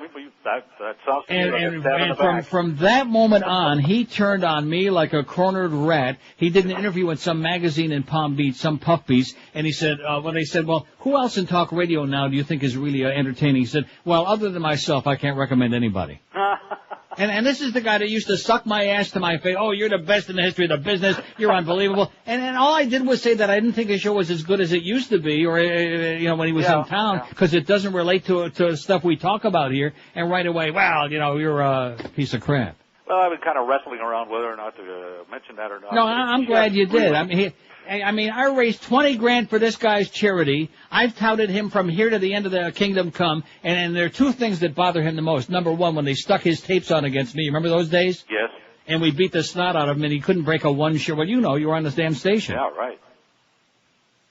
Well, that's still have number better one. numbers than they do now. And then number two, because of the fact that I had the audacity not to suck up to him 100%, I'll still say it. He's a unique talent. He's a tremendous talent. Yeah. But as a person, and you'll also recall when IOD was sold to Paxson, you'll recall that episode because they had a clandestine meeting with Phil, and the rest of us were kept in the dark before the meeting that day. And that evening they had a meeting with Phil. Yes. And we arranged it ahead of time that I was going to call him, and I was going to find out from him what was going on, and then I was going to talk to you and Rick. Well, I called Phil Hendrie. Oh, they never showed up. They didn't show up for the meeting. Which, of course, they showed up. It was the deal was that he wasn't going to be included in the sale to Paxton, and that they were going to because the Brian Cox lawsuit was heavy on Cox Broadcasting's mind at that time, and they wanted to keep their finger in his paycheck. So they kept him out of that deal. They shipped him off to KFI in L.A., and he lied through his teeth to me. That's not my idea of a friend. Well, anyway. I was hoping somebody else would have called with that today, so I didn't have to. But she's just been grinding on me all day, So. Well, here's a message from Suds and Neil, Phil. Go to hell. Yeah. Yeah. Well, thanks for cheering me up and making my day. Okay, man. Enjoy yourself up there in Canada, where you ran away to. Yeah, I'm running. I'm running right down the Hershey Highway right now. Okay. See you soon. See ya. Bye. How do you like that, huh? I want to talk about backstabbing. Who the hell have I stabbed in the back? Mo. No, I haven't stabbed Mo in the back. I stabbed him right in the front. Absolutely. And the top and the front right to his face, okay? We don't have to go through the background of Mo and how he tried to get you canned and, everybody. I'm not even going to waste my time doing it. I'm the one guy in the building that gave him a chance in the beginning. Have I stabbed Ferrall in the back? No. Do I have any intention of doing it? No. Hank? No. Mad Dog? No. Eddie K? No. Joe and Mark? No. Rick Riley? No. Even though you hate him? The late Mike Ranieri? No. Bill Calder? No. I don't know what this man's talking about. Didn't stab you in the back. All I did was make the most minor criticism, and right away, if you're that uptight, baby, you're in the wrong business. That's all I can tell you, Phil. You're in the wrong business. Are you sure? Positive. Okay, look at this. So many assholes, it says here on this fax. Chronic Phil in Mudgate, or wherever he is. W is on there. Katherine Harris. Nah, she don't belong. Leave her alone. Jeb Bush is good. Yeah, how come we don't have some of these on there? Jesse Jackson's on there and OJ. Jeb Bush, Jerry Falwell. Why is he not on there? I'm sure he will be soon. Now look at this. Ferrall is absolutely more obnoxious than you simply by. No, it wasn't obnoxious. That wasn't the question, Phil. The question was vulgar and what was the other word? Obscene. Obscene, not obnoxious. Let's see. Alex Penilla, we got him on there. Rick Sanchez. Okay, Rick is an asshole. That's good. Eliana Gross-Leitner. We don't have it. Do we have any women on there? Not I don't think we have any other. We don't have any women on there. She'd be the first one. Let's get her on there. He'll get a lot of votes. Ileana Rosanna Dana. By the way, did you get Antonin Scalia spelled right? Who you asking? I'm asking whoever put it on there. It says Anthony Scalia. That's not his name. Leave it alone. Huh? His name is Antonin. A-N-T-O-N-I-N. A-N-T-O-N-I-N. A-N-T-O-N-I-N. You got it? No. Didn't think so. Well, that just left like a. I mean, I'm glad that's what it's called. I don't want him to feel bad, but left like a turd hanging over my whole day, Yeah. Isn't that shocking to you? Here's a guy that we used to hang out with. In addition to which, he's syndicated. See, this is what gets me about people like Miss Fudge, although at least he's on an IOD in FLA, and in Tampa we were on for a couple of years. So there's some people there who know me. But Phil Hendrie is on 150 or 200 stations at night, including some of the biggest markets in the country. Most of those people have got no idea who I am. In addition to which, I don't listen. Even when I'm in town, I don't listen. And I couldn't listen here if I wanted to, unless I want to go on the internet and pay to listen to whatever that deal is. I'm not interested. I don't listen to the radio. Oh, stabbed everybody in the back. Now, what were you going to say? I'm sorry. I forgot. No. No, you said we did something for him. This is the guy we used to hang out with, Phil. He would, we would have beers down in the on the picnic table behind the station there. Go next door to the bar with all the, the coworkers, hanging out, shooting the crap. I'll tell you one thing. If you're that thin-skinned, man, you're definitely in the wrong business. I guarantee you on that. I remember very specifically the comment that I made, and it was nothing. It was just a minor criticism, and I stand by it. I've had many people tell me that. It's a very difficult act to maintain, and especially all of the characters you used to have here talking about the Wayne Huizinga and about different things that happen in South Florida. Oh, see, I said here. I mean there. Yeah. In addition to which, what difference does it make where I'm doing this show from? You're a hot one to talk. He's doing the show sitting out there in Los Angeles, and then the people in New York, are they upset because he's not sitting in New York, or the people in Chicago or whatever, or in Miami? What difference does it make if I'm doing a show in Toronto part of the time, or in Miami, or in Moonbuck, Wisconsin? What difference does it make? God. That is just a shock. Here's Miami Gardens. Hello. Neil. Yes, sir. If you give away the ending of American Beauty, I'm going to kill myself. Okay. Hey, listen, yeah. No, I'm not going to. Why would I do that? I mean, that would just be ridiculous. Bocce ball, combination of, from what I know, bowling and shuffleboard. All right. So, like, the bowling pins are other balls and everything else. But just one more thing. The lineup is excellent. I can't wait till 9:55 to hear you and Scott going at it. I'm just dying in the car listening to you. Yeah, we're having a really good time now. This is the first time I can honestly say on this radio station that we've been having a good time in a very long time. And believe it or not, I tune in also at 7:55 to hear Mo and him going at it too. All right, Neil, thanks a lot. Absolutely. Thank you. See, I think we got it down. Now, don't mess up with it, okay? Don't screw it all up, Greg. That's we need to get a restraining order against him. We need to have him in a straitjacket. I would say we need to get Duff in a straitjacket, but don't have to be so straight. 218 votes on our second poll of the day today. In your opinion, which well-known American is the biggest asshole of them all? George W. Bush is running away with it. He's got 80. Rush Limbaugh's got about 30, man. 34. Mo Howard David's got about 30, man. 32. Jesse Jackson, 26. He's in a running for runner-up. John Ashcroft, 14. Rumsfeld's got 13.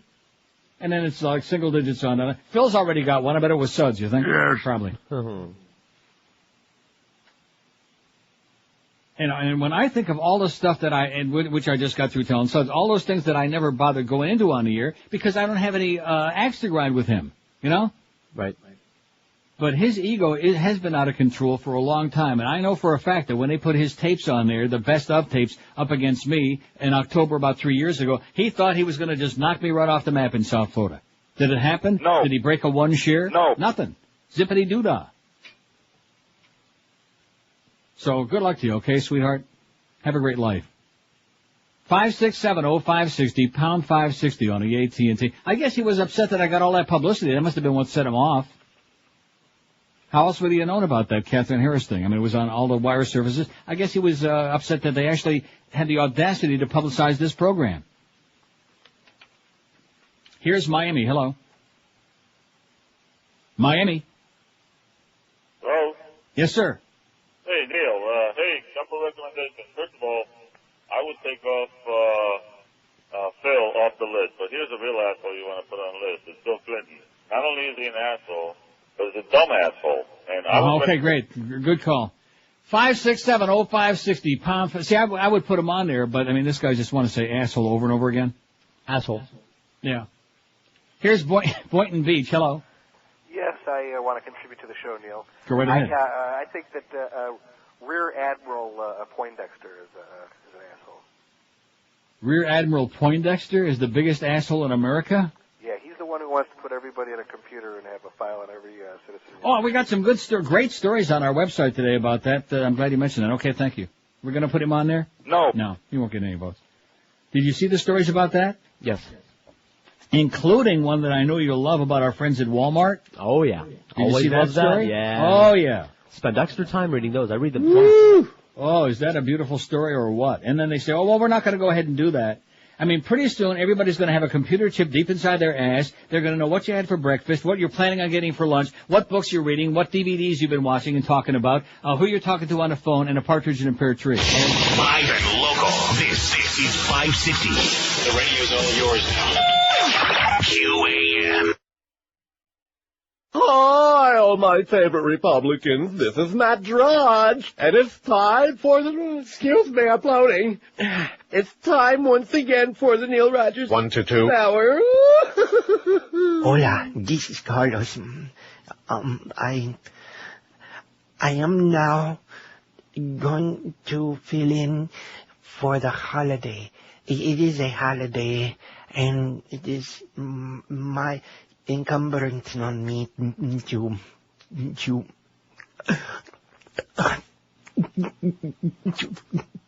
fill in for your hair, Neil. Oh, God, I hope Neil is not listening. Please do not listen. Go on vacation and have a nice time. I'm going to play beats. Comedy bits that are very funny, and you will see.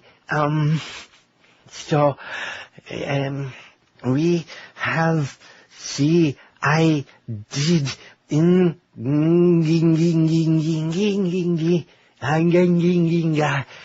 Oh, somebody help me, please. Okay, I play bit. It is not working properly. It is because they are using Windows XP, and I cannot lose the doggy. Where is the DCS does not working properly? The old DOS program. I keep telling them nobody listens to me, and I get very angry, you know. And this is. I do not pick fennel seeds from my asshole, but I am fortunate to be in glamour profession. Thank you, Jorge, for bailing me out of jail. You have saved my life, Jorge, my brother.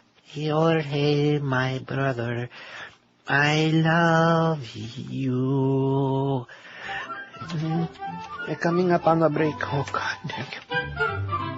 What is this supposed to be, this lengthy UPI thing that you sent me here? I wouldn't have faxed the whole story, but the funny part is that they give Matt Drudge credit for starting the story.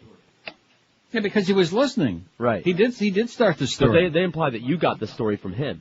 Oh, I see. The Katherine Harris story. Oh, well, yeah, well, of course we didn't get it from him because he obviously hadn't seen it. And most other people anyway, they got a fax.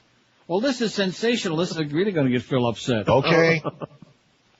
Just on and on. Peter Principles, A Savage World, and on about Neil Rogers did this, and Duff Lindsay said that, and Katherine Harris is still alive, and yada, yada, yada. Oh, my God. Let's see. Here's another fax. We're starting to get some Phil Hendrie faxes. Yeah, but wait a second. So just to confirm, heard Phil, he was not joking. The bitterness was thick and evident, and he was referring to the Katherine Harris thing. Yeah, like I said, I guess he thinks that all of America, he's the only person on the air. I'm sitting here on WQAM in Miami, 560 on the dial, with a signal that goes about 15 yards up into the air, like that, which if there's a goddamn power line within 500 yards of your house, you can't hear the station. And he's on 8 million stations from coast to coast, I'm sure making some pretty damn good cash. I'm not complaining, I got a nice income here, I'm doing fine. But what's the comparison? He's like a big hit. He's a smash. He's syndicated all over the goddamn country. Howard Stern sings his praises, how brilliant he is. What more does he want? But he wants to be the only person in America who gets publicity. And believe me, this was not good publicity. Not that I care. But the thing about the Katherine Harris was twisted and turned. And the UPI thing is an absolute joke. They don't even know what the hell they're talking about. But don't confuse the people in the print media because they can write basically whatever the hell they want. Especially if you're a public figure. Oh, the facts, Miriam Oliphant? Nah, she's not. She's small potatoes. The faxes about Phil are pouring in. Here's one that says, I stopped listening to Phil not only because of his war stick, because I gave him another shot, and during his rambles, he was unnecessarily critical of just about everybody, and worse, it wasn't funny, so I quit Phil for good. Okay. Here's a regular listener in mine. He says, regarding Phil Hendrie, let me tell you how pussified his show has become. Phil Hendrie has been so rattled by the radio powers at KFI in Los Angeles that at the end of every show he has to have a disclaimer that all the voices were his and that all the characters are fictional and made up. His show has become a complete joke as a mere shadow of what it was in Miami. That's basically what I said. I didn't say it was a joke, but I said it was not the same as it was here. Right? Right. So whoever this listener was, Phil's, if he knew your name, he'd rip your ass on the air tonight. So there you go. Thanks, Sud. Thanks for alerting me. Not that I really give a crap one way or the other, because it's not the first time he's pulled this crap, but he's just so bitter and hostile, and talk about stabbing somebody in the back. Think he's calling the pot calling the kettle pink. Walmart stores has unexpectedly canceled testing for an experimental wireless inventory control system, ending one of the first and most closely watched efforts to bring controversial radio frequency identification technology to store shelves in the U.S. A Walmart representative this week told CNET News that the retail giant will not conduct a planned trial of a so-called smart shelf system with partner Gillette that was scheduled to begin last month at an outlet at Brockton, Mass., a Boston suburb. The shelf was never completely installed, Walmart spokesman Tom Williams said. We didn't want it, and there were any materials that were in Brockton were removed. We never had any products with chips in them. Radio frequency identification, RFID technology, uses microchips to wirelessly transmit product serial numbers to a scanner without the need for human intervention. The technology is seen as an eventual successor to barcode inventory tracking systems, promising to cut distribution costs for manufacturers and improve retailing margins. But the technology has drawn barbs from consumer privacy groups that worry about potential abuses if product tracking tags are allowed to follow people from stores into their homes. Oi! Right. Maybe when you're sitting on the toilet, it'll relay the aroma and how many seeds and all of these things. Which hand you wipe with? Whether Moe's finger was in there at any point. So the entire story is on our website today. One of our bedtime stories: Walmart canceled shelf trial, smart shelf trial. Just another way that Big Brother is sticking their nose deep inside your rectum. 5670560, pound 560 on the AT&T line. Which well-known American is the biggest asshole of them all? We're asking today. 287. This is our second poll of the day. George W. Bush, 102. He's going to win hands down. 104. As I'm speaking, they're pouring in. Rush Limbaugh, 43. Mo Howard David at 39. Not doing bad. Absolutely. Jesse Jackson, 36. He's right on Mo's ass, but he's probably used to it. John Ashcroft, 15. Rumsfeld, 14. Al Sharpton, 12. Phil Hendrie's up to 4, tied with Wayne Huizenga, O.J. Simpson, Newt Gingrich, and Pat Robertson. Nice going, Phil. I don't know what it is. It's an awful lot different than what I expected. This first week of this so-called summer vacation schedule. This is not what I thought. Sorry, it's all my fault, I'm sure. Yeah, from that wake-up call yesterday at 8:10, don't do it again. And, of course, Beaner Boy stressed us both out so much the last 2 weeks.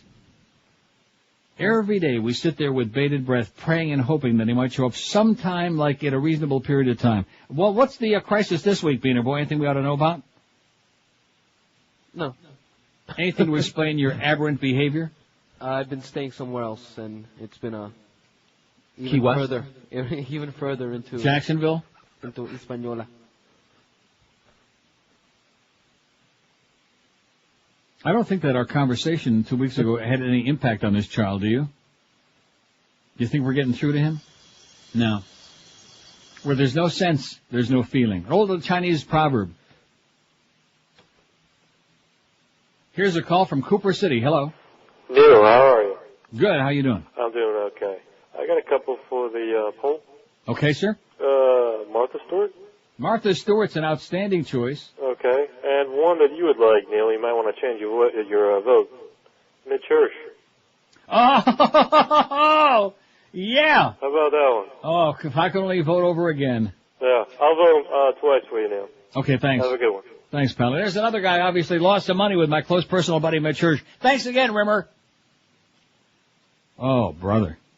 You're right. If I had a chance to change my vote, I'd vote a whole bunch of times. About 30, man. At least. Man, oh, man. Snake oil salesman, look out. Look out. My. 5670560, pound 560 on the AT&T line. Don't forget, 2 to 4 this afternoon. Joe Rose fills in for Mad Dog. His topic today will be... Howard from Boca. His guest will be... Howard from Boca. His first caller might be. Oh, no. Oops. Sorry.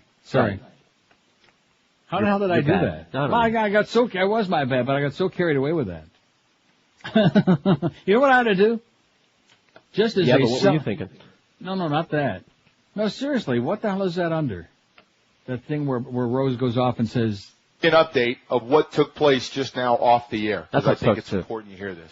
Howard just called the radio station. No, that's not how it starts. That was my bad. It starts... I want to give you an update of what took place just now off the air, because I think it's important you hear this. Howard just called the radio station, Howard David, who I get along with great. Absolutely. He called me an asshole, saying I was trying to stir it up. My point back to Howard is don't listen. Listen to 101.5. Let me see, what age group? 101.5 for Howard, maybe 102.7. Some easily listening love music so you could focus on your wife and your family and the grandkids instead of listening and always calling the radio station. He's becoming Howard the caller, like Howard from Boca. Howard from Boca. It's like, it's okay. So anyway, he's listening. So just wanted to get the message out, and don't call my show too, just for a record. Don't call off the air because I don't want to talk to you. And I don't want to hear you on the private line. Congratulations, you know the private line number. That's great. But don't call because you're not coming on this show. You've got your 3 hours, 5 to 8, Monday through Friday. You can talk all you want, but you're not coming on this show. And we'll leave it at that. All right? I got nothing against you. You seem like a decent person. No. And I know you've been taking a big hit on the radio station from everybody else, but it's over. Me and you, done. You asshole. Okay, 1:13. Joe will tell you more about that from 2 to 4 this afternoon. Geldy is going to be doing Hank's show because Hank's on vacation in Vegas. Geldy at Shula's 4 to 7. And then it's the big 7 to 10. Eddie K 10 to 2 and Joe and Mark overnight 2 to 5. A nice pristine schedule, although a little erratic. A little out of the ordinary. Erotic? A little erotic. If you want to see the best horse race simulcasting, here's the place to go. Pompano Park. Head over to Pompano Park Racetrack tonight. Pompano Park is open every day, 7 days and nights a week, featuring the best in harness, thoroughbred racing, and highlight action from all across North America for you to watch and plunge your guts on. And general parking and admission at Pompano Park is always free. F-R-E-E. Free. Say it again. Friday and Saturday nights, the 4th floor Players Lounge is open, featuring a special full-course dinner package for just $5.95. Enjoy plenty of free seating and hundreds of TVs to view your favorite track, or you can get private box seat with your own TV monitor for just $2.50. It's all done in a smoke-free environment, too, damn it. Coming up this weekend at the Meadowlands Racetrack will be the $400,000 finals for the Stanley Dancer Trot and the Delvin Miller Trot Friday. And the big $1 million Meadowlands Pace Final takes place this Saturday night from the Meadowlands. And, of course, you can see it at Pompano Park and plunge your guts on it as well. By the way, speaking of that, Brian Sears, I've seen him win a lot of races at the Meadowlands. He's doing great. Nice going, Brian. We love you. You're the best, sweetheart. Pompano Park, a block south of Atlantic Boulevard on Powerline Road. For the daily simulcasting race schedule, call 954-972-2000 or go on web at pompanopark.com. Don't forget, Pompano Park with simulcasting every day, 7 days and nights a week. This is Sports Radio 560, QAM. Darn it, I told you, don't bother me while I'm in here. Arthur! Hello? It's Mickey Mouse! Oh, Mr. Mouse, good morning. How are you? What the hell are you doing to me? Nothing, sir. You're freaking killing me! No, I'm not. I got David Kelly calling me every 3 minutes! Why did we move the practice? Sir, you told me to move the practice. I didn't tell you anything. You must have misunderstood me. No, sir, you said move the practice to Monday. Hey, listen, butt wipe. I'm the boss. I make the decisions. You take the heat. Right. You move the practice. Okay. How we doing with it anyway? Hold on. Right. Remus. Yeah, boss. Shut the hell up. I'm on the phone, Remus. Hi there. Yes, sir. What was your question? I'm telling you, I'm going crazy over here. Between David Kelly and now Michael Jackson calling me every 3 minutes, I'm going to go out of my freaking mind. Hold on. Remus! Can't hear you, boss. Stop it, Remus! I'm sawing the floor, boss. Stop sawing the floor, Remus! Remus! What's this in my hand, Remus? That's your penis, boss. My other hand, Remus! Oh, that's a phone, boss. Right. I can't hear anything, Remus. Stop sawing the floor. are working out very well. The practice is fourth in its time slot and moving Fourth up. in its time slot? Christ, are we even beating the WB? Barely. Oh, my And God. the Michael Jackson thing was a rating success. Of course. Hold on a second. Remus! What the hell are you doing with a harmonica, Remus? playing a little song for Well, you. don't play it, Remus. I'll jam that thing down your throat. And get that bluebird away from me. Oh, come on, Bluebird. I'm allergic. Eisner. Sir, over 25 million people saw Shut up, Eisner. Listen. Yeah. You see me, what I'm doing here? Sir, you're on the phone. I know I'm on the phone. Do you see what I'm doing? Use your imagination for crying out loud. I'm moving my hands up and down, side to side. I'm the puppet master. I say it, you do it. Now Fox is going to air all the stuff that you cut out of the Michael Jackson interview. But sir, you told me to edit out all that stuff to make him look like a freak. Puppet master, me. Idiot. Oh. Remus! Yeah, boss. What the hell are you doing now? Fixing the floor, boss. There's nothing wrong with the floor, Remus. What's this in my ear? That's your penis, boss. My other ear, Remus. That's the phone, boss. That's the phone, Remus. Get out. Come on, Bluebird. Get out. Eisner? Yes, sir. Killing me. Killing me. I'm sorry, sir. Killing me. Sorry. Killing me softly. That is my favorite Mickey and Eisner. It's on there. It's on the best of. That's your penis, boss. Anyway, here's a fax from Jerry in Bonita Springs, who says, you're really taxing your listeners' minds today with this poll. Oh, by the way, before I read Jerry's fax, here's two more great ones. How could we have forgotten Geraldo Rivera and Mike Tyson? Absolutely correct, sir. Oh, my God. 2 cents. Well, that's why I knew that we'd have develop a big one before the end of the show on a list, too. Mike Tyson. It says you have some great names on the list. The problem is the biggest asshole in America is the last right-wing lunatic I saw on a talking TV head show. When I see Ken Edelman or Ann Coulter, it makes my skin crawl. What about Ann Coulter? Yeah. We don't have too many females on there if we can put her in that category loosely. Let's get Ann Coulter, that bitch, on there. It says, I become ill just watching the tape of Karl Rove walking to his car. The poll could have been filled over a 2-day period, and the listeners could have voted for their top 10 assholes. Anyway, it says, I guess I'll vote for Ashcroft, although I'll change my mind after Crossfire and Hardball around the night. I wonder if today's the day that, what's his name? Mother Tucker Carlson is going to eat his shoe because Hillary sold over $1 million books? Yeah. I tell you, I would actually tune in if he would eat something that also starts with SH but not a shoe. Yeah. Here's a fact that says about a year ago I was coming home from night classes, heard Phil Hendrie talking about how he can't continue his format anymore. He couldn't keep the interest in the audience, how he was losing interest. Oh. He was going to go back more into what he called topic radio with humorous input. So maybe he heard your comments about not being able to keep up his shtick. Nevertheless, he never came through with his announcement. Maybe his right-wing views are his way of going to topic radio, who the F knows. Thank you very much. Little spy report there. Really sad because Phil is one of those people that, had a good following in the market. A lot of people would like to like him, you know what I mean? He's one of those people you would like to like, but lately he makes it pretty hard.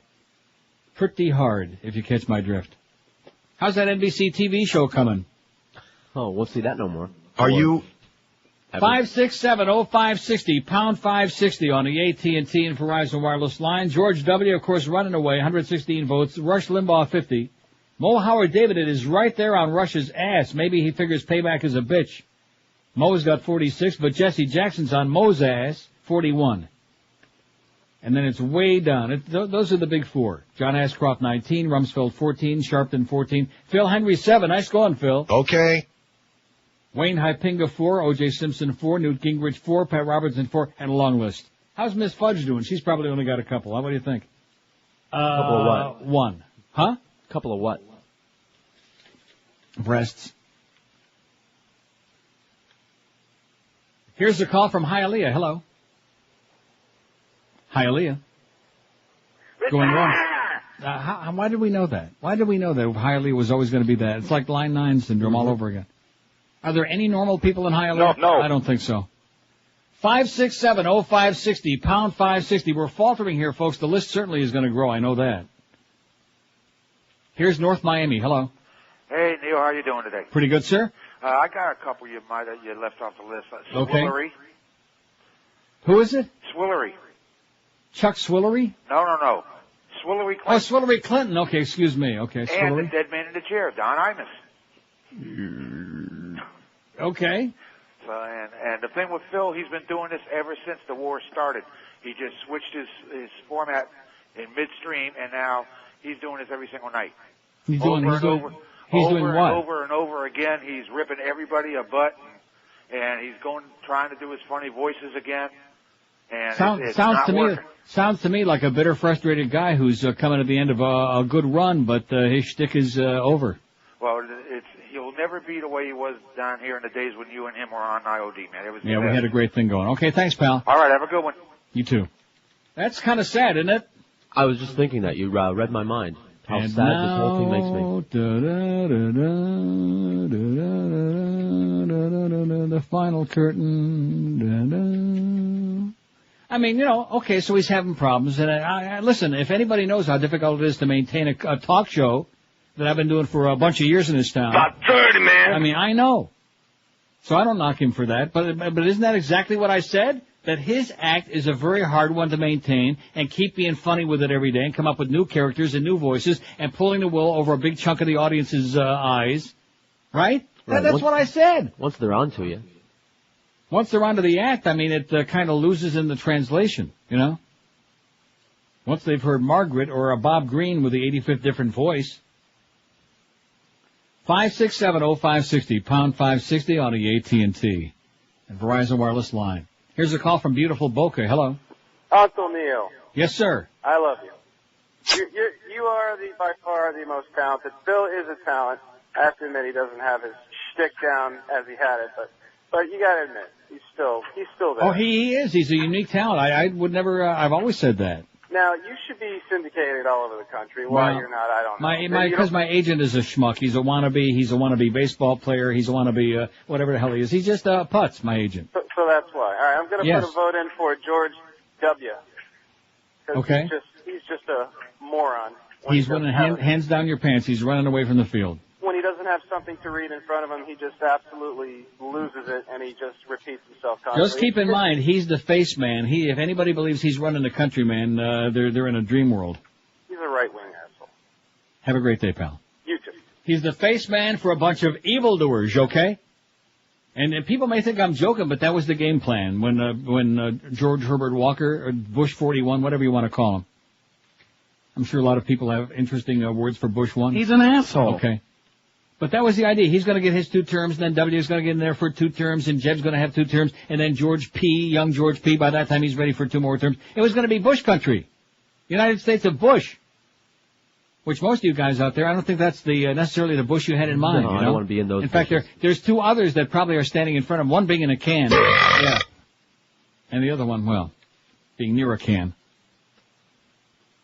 127 at 560 WQAM. If you're on the Atkins or any other low-carb, sugar-free diet, then you need to know that there's a great store that's dedicated just to you, and that's Delights of West Boca. They've got more stuff there than you've ever seen in your life. In fact, they've got over 900 low-carb, sugar-free products in stock, and new ones coming in like almost every moment. Be sure and check out their new low-carb instant cup of soup. All you do is add water, pop it in the old microwave. It's a low-carb meal in a cup, 4 delicious flavors. Try the sinfully delicious low-carb muffins for a quick breakfast, or your own individual-sized cheesecake. Some of the new things that have come in the last few weeks, almond snack cakes in 6 delicious flavors, the At Last brand chocolate crisp and chocolate mint bars with no maltitol. You'll be saying At Last because you'll have something delicious and tasty, and you won't be spending half the day on the pot. Carborite, ready-to-drink chocolate and vanilla shakes, a low-carb meal in a can, and Judy's low-carb peanut brittle. It's got unbelievably great taste. Unbelievable. And also they got low-carb hot cocoa, apple cider, blondies and brownies and Delight's incredible selection of low-carb pastas, sauces, dressings, chips, chocolates, and their world-famous Carbolite ice cream, too. You can try anything in the store before you buy it, and they're all delicious, and all the Atkins brand products are on sale all day, every day. Their staff knows dieting inside and out, so give it a try. They're open every day, 10 to 10, and you'll find Delight's on the northeast corner of Glades and 441 next to Boston Market in Boca, right down the Hershey Highway from where Mo lives. Call them toll-free at 1-877-LOW-CARB or shop them on the web at lowcarb.com. Delights of West Boca, your official Atkins retail center. Absolutely. Live and local. We're Sports Radio 560 QAM. No. Riding around with your windows down? Dial us up on the show right now. We've got a vacancy in the hotel.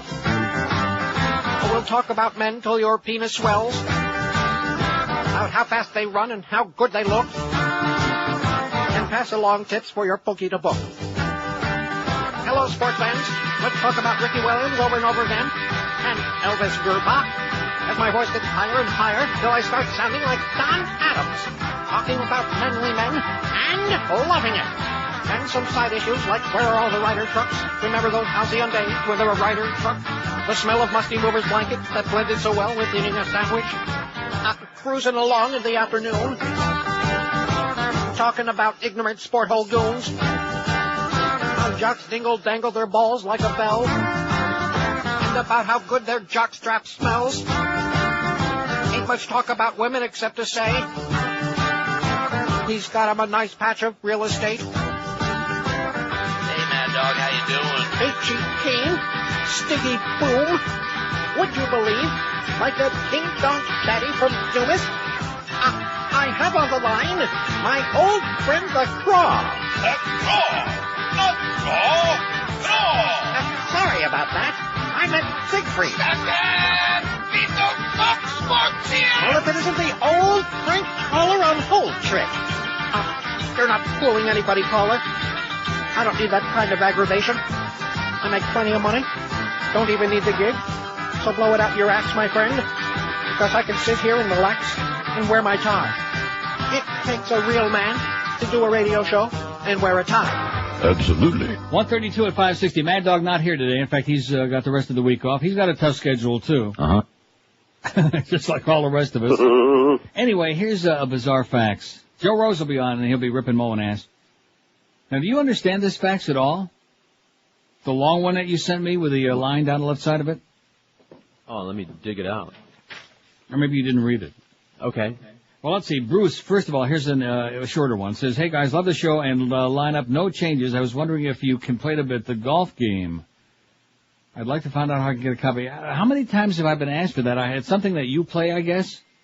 No, that you remember that the Bird used to play that thing, and you thought it was corny as hell and would never play it. Right. I agreed with you, and right. Yeah. And I never will.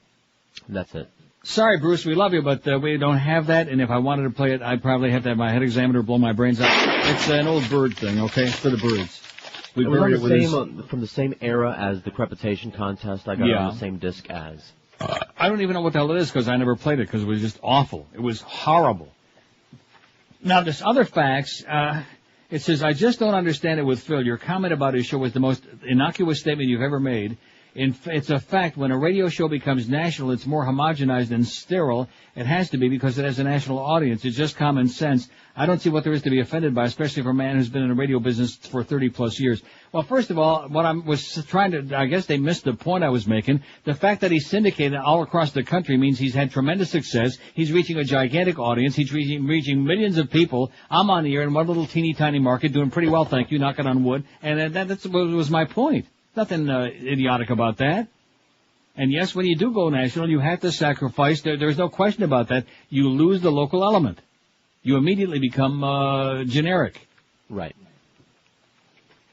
Anyway, goes on to say, I never take anything Phil says seriously, but he's become so bitter, and I know that it's not an act. I can sense it intuitively. First, they start out by saying I shouldn't be offended, and then it goes on to say that he knows it's not an act.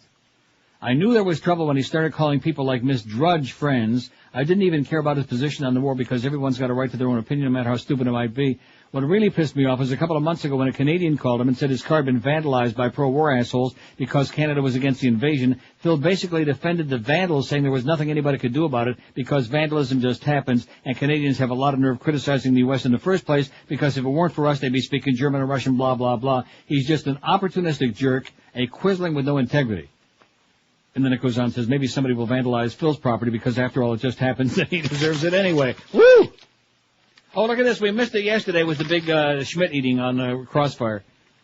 Mother Tucker Carlson ate the shoe on yesterday's Crossfire. Hillary Clinton brought out a large work shoe made out of cake. Carlson had no idea it was going to take place. She also gave an autographed copy of her book. It read, to Tucker, you're one in a million. Oh, thank you, Jerry Benita Springs, and believe me, we appreciate your second fax. How do you like that? So Swillery really put him in his place. Nice going, Swillery, even though I can't stand that bitch. I can stand him less. You know what I'm saying? Right. If I had to choose between Mother Tucker Carlson and his stupid bow tie and his right-wing mentality and Hillary, come on, Hillary, all is forgiven, sweetheart. So we missed that. Damn it. Gosh dang. Here's a call from Kendall. Hello. Uncle Neil. Yes, sir. How you doing? Did you happen to catch Ann Coulter's new thing in Time Magazine, the most recent Time? I wouldn't look at an Ann Coulter article, a picture, anything having to do with her. I wouldn't even smell it. I had never heard of her except from the bits on your show. I wasn't real familiar with her, but she doesn't look all that bad. I was wondering if... bitch. Oh, you got to be kidding me. I'm a little dirty, though, I guess. She weighs about 42 pounds soaking wet, that bitch. If you look up skanky in the dictionary, her picture's next to it. I was wondering, those bits you got about her from Blinded by the Right and stuff. I wonder... Right. Is there something to that? Did that author happen to catch her doing something dirty at a party? I'd like to fantasize about that. Well, you keep working on it all day, pal, okay? Keep stroking it. 567-0560, pound 5... Squirt. That didn't take long. Pound 560 on the AT&T and Verizon Wireless line. I guess not. If that's what this guy's got to fantasize about is Ann Coulter, good luck to it. Huh? You know what they say? Every bird gets their worm. American Beauty. If you missed the beginning of the show, trust me when I tell you, this is a movie if you haven't seen it. And I hate to break that fact through the news. Some of us haven't seen it yet till I watched it last night. It is outstanding. It is excellent. 5 Academy Awards. And I'm so stupid. Right on the cover it says 1999. But I was looking on the back because the back's got more information. Who cares? 5 Academy Awards 1999, including Best Picture. Kevin Spacey, Annette Bening, Peter Gallagher. Right. Peter Gallagher had the. Peter Gallagher was the one. Which one was he? The real estate king. With the thick eyebrows. Allison Janney. Thora Birch. She was the daughter who was made up to be very homely, but actually she's kind of cute. She's hot. She had on the punk lipstick. Wes Bentley. Oh, Wes. Hey, Wes. I'll buy some of that. No, not the pot. Mina Suvari. That was the blonde kid. The Martian.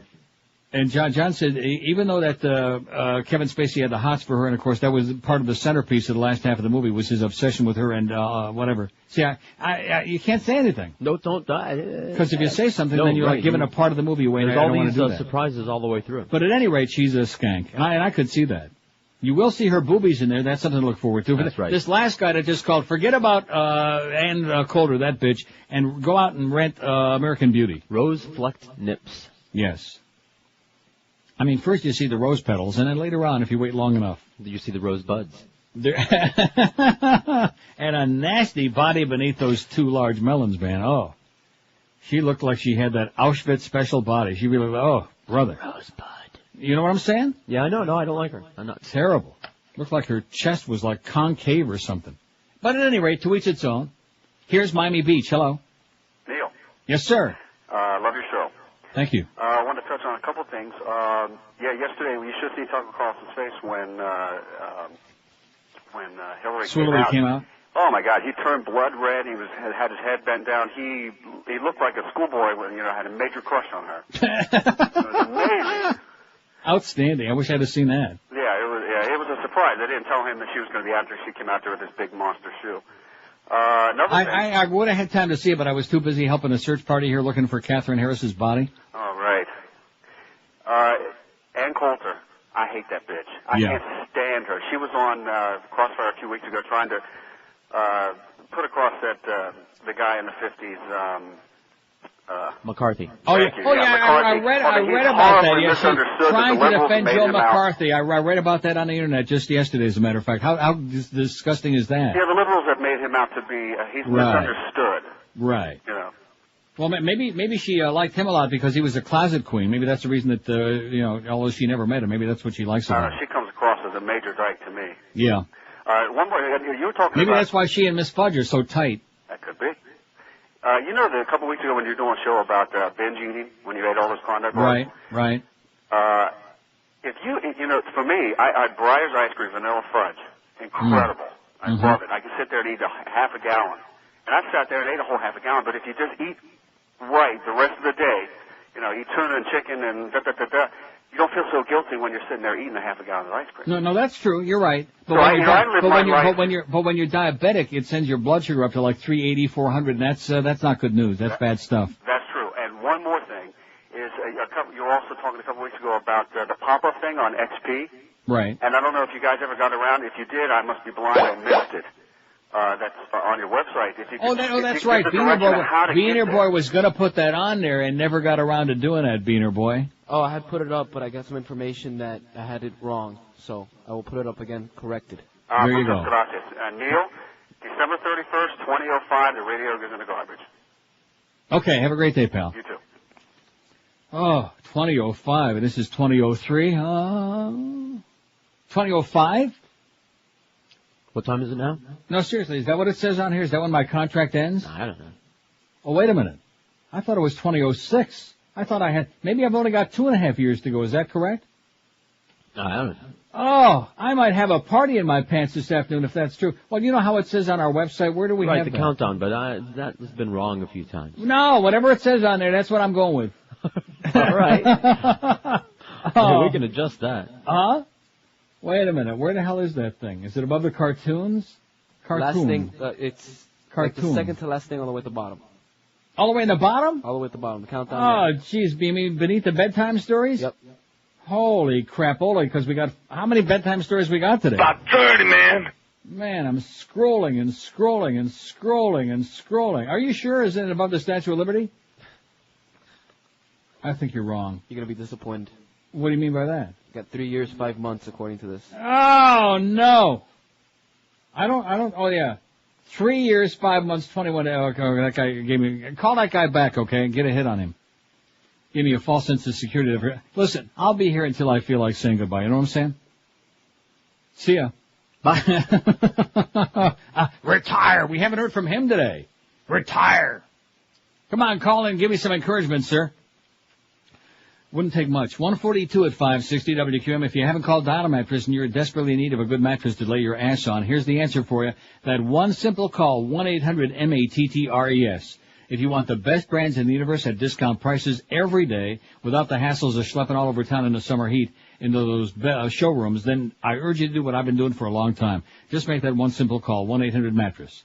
The people at Dial a Mattress have got delivery down to a science. You get to choose the date and time to fit your schedule. You get a 2-hour window any day of the week you want, so you're not sitting home all day wasting a day of your life. And Dial a Mattress delivers on evenings, weekends, holidays, whenever it's most convenient for you. Maybe you're thinking about one of those Swedish foam mattresses that you see in the specialty stores. Well, here's some good news for you. Dial a Mattress carries Tempur-Pedic, and they also carry all the big names in the business. They got Serta, Simmons, King Coil, and Sealy at low everyday discount prices. It's like having the biggest mattress store in the country, just a simple phone call away. Recently, the lovely but very confused Miguel called 1-800-Mattress, and guess what? They showed up on time. They took away that smelly, nasty old bedding with scandalous. They set up the brand new one. They did all the things he was hoping for and lots more, too. So don't wait another minute. Pick up that phone right now and you get yourself a great night's sleep for months and years to come. Call 1-800-MATTRES for Dial a Mattress, the easy, the smart way to get you a great night's sleep. And don't forget, you can check them on the web, too, at mattress.com. Live and local. This is Sports Radio 560. QAM. You can unwrap all the slime all the time. What are you eating?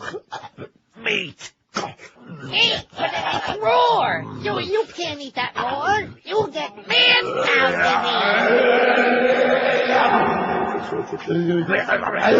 here. Oh. I eat like a man. Meat makes you brew up big and strong, like Neil. What's that you got? I got biscotti. Watch this. I can dunk it without dripping. You eat like a pussy, like a girl, like a sport hole. Hola. Oh, hi, being a boy. I like food. Well, I like this. Oh, little that. How about eating off your own plate? This is good too. And a little this. Have some of your plate. You're like a fly I want to swat away. Get out of here. Oh, jeez. Oh, man, I'm full of slobs. Here, try one of these. Gracias. It's chocolate.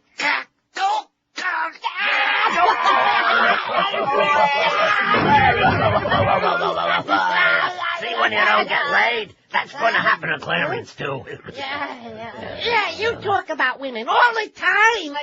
Mo only talked about men. I don't know what to do anymore. Maybe I can get a gig singing Boca Brian songs. Del-dee, del-dee, ba-ba-ba-ba-ba. You scare me. Yeah? Yeah, me too. 148 at 560 WQAM, the highly respected Joe Rose coming up for the Mad Dog 2 to 4 this afternoon. Don't forget Geldy, speaking of the devil, he'll be on 4 to 7 for Rank from Shula's. Here's a fact, says, Mina Savari looks like a goddamn alien. There's nothing sexy about her. I love American Beauty, but couldn't figure out why he fantasized over that ugly bitch. Well, you got to admit, when she was like doing the cheerleading thing with the pom-poms and from a distance, she looked pretty hot. From a distance, yeah. Right. Also, just as an FYI, which I did not know, but I'm sure George did. Nope, do not. American Beauty is the name of a variety of rose. Well, we got Joe Rose. How about he's an American Beauty. He's a variety of rose. He's a variety of rose. That's where the rose petals come from. So in all those scenes where you see all the rose petals, like when she's in the bathtub and there's 8 million that's what that is. American Beauty is a rose. God damn, is this an educational show? No. Or what? Chris in the Grove says, poll suggestion, Dennis Miller for our biggest asshole. Good choice, Chris. Especially now that he's a conservative fascist. Could there be a more obnoxious asshole? Not much chance. Dennis Miller, get him on there. You got him, Beaner Boy? Got him. What time you going to be into work tomorrow, Beaner Boy? I'm seriously, so I'm not leaving. Just stay there. Yeah. We're going to have a bodyguard to make sure that you don't leave the building. No, because George needs you badly, and he's been whimpering and whining just frantically about the fact that you're like showing up 2 minutes, and especially the days when I'm not there, like, because I'm the only ally you've got. If it was up to George, you'd be back under that overpass right now. Just keep that in mind. Not a warning, just a friendly message. If you leave it up to your friend George there, bada bing. Anyway, 2 big problems for Phil. This is Rich Pachter's facts, the Pachter facts. In fact, maybe he could replace Bill O'Reilly. We could have the Pachter factor. He says 2 big problems for Phil. Number 1, the element of surprise is important for comedy, and after a while, Phil's shtick loses its novelty and the element of surprise is gone. Number 2, his politics, they make no sense, illogical jingoism, and constantly equating it with, equating 9/11 with Iraq. I can't read this. Big, turnoff in a something show. Oh, and an allegedly comedy show. That's the 2 cents from the Pachter factor. Get your hand, get a new, what do they call those pens, the felt tips? Which ones? The Any Sharpies? of them, Sharpie, get a new Sharpie, okay, Rich, you can afford it. Maybe Paul Harvey Jr. buy you one. No, could you read that thing? My God, you go blind trying to read that writing. Come on, Rich, you can do better than that. But good points, though. Which well-known American is the biggest asshole of them all? That's our poll question today. We had an earlier poll about who's most pornographic and disgusting, obscene, and vulgar, me or Ferrall. That was he inspired me to take the poll. Beat me out more than 2 to 1. Not even close. Didn't we have like over 500 votes on that thing? Something like that. The biggest asshole of them all, George W. Bush, 139. Rush Limbaugh, 53. Mo Howard David at 50. Jesse Jackson, 46. Jesse's still right on Mo's ass. John Ashcroft, 20. Al Sharpton, 18. Donald Rumsfeld, 15. OJ, 9. Phil Hendrie, 8. Phil's right on OJ's ass. Wayne Hypinga, 6. Newt Gingrich, 5. Pat Robertson, 4. Antonin Scalia, 3. And it's single digits down from there. Long way to go. 9 minutes till 2. Boy, it's exciting having Joe Rose on today, you know what? I might actually pop in here for a little while during the afternoon. I usually don't, because I got to go to lunch, things like that, find a life. But it might be kind of interesting listening to Joe Rose talking about Howard from Boca. 152 at 560 WQAM. We're a family. Don't ever forget it, folks. We're a big, dysfunctional family, and that's the way we like it. Hey, if you're in a dead-end job, if you can't afford to feed it yourself, much less a family, maybe college is too expensive and takes those long 4 years. You don't have time to wait for that to get a life. If you can afford just $10 a month and commit yourself to 3 nights a week for 4 months, our friends at Fast Train can help you get to a new high-paying computer career. Keep those 8 words in mind, computer chips. That's right, $10 a month and 3 nights a week for only 4 months for individuals who qualify. So call Fast Train toll-free, 1-866-FAST-TRAIN. Tell them that the unctuous Todd Dreck told you to call. With 4 locations all over town, there's bound to be one nearby you. Now they're in Fort Lauderdale, Pembroke Pines, Kendall, and Miami. And Fast Train offers day, evening, and weekend schedules, job placement, hands-on training. Call Fast Train today. It could change your life. This one easy call, 1-866-FAST-TRAIN. Fast Train's deferred payment is valid for a year. Regular payments apply thereafter. Whether you're a high school student on summer break, somebody in a really bad, nasty, underpaid, dead-end job, or just looking to increase your net worth, this is the way to go. Call Fast Train, toll-free, 1-866-FAST-TRAIN, or check them on that wicked web if you like at fasttrain.com. Live and local. This is Sports Radio 560. QAM. But I smell it. Welcome back to the highly rated and Mo Howard and David show. According to my extravagation. Okay, stupid, where were we? We were doing this. No, wrong. You were doing that to me. Oh, yeah. Sorry, Mo. That's better. Oh, Ron Day. Hey, I didn't say you could say that yet. Okay. Oh, Ron Day. Now you. Chris Carter. Oh, Ron Day Gatsby. That's Gatsby. Not on my watch, you punk. Okay. Oh, Ron Day. And come on, spit it out. I can't understand the goddamn thing you're saying. What are you doing? I'm playing with my Larry Coker bobblehead doll. Oh, that's quite understandable. Why, I sometimes... Help me out. Huh? Help me out. Go ahead, Guilty. You got me going now. Almost there. Say Orande. Orande. Orande. Faster. Orande. Orande. Orande.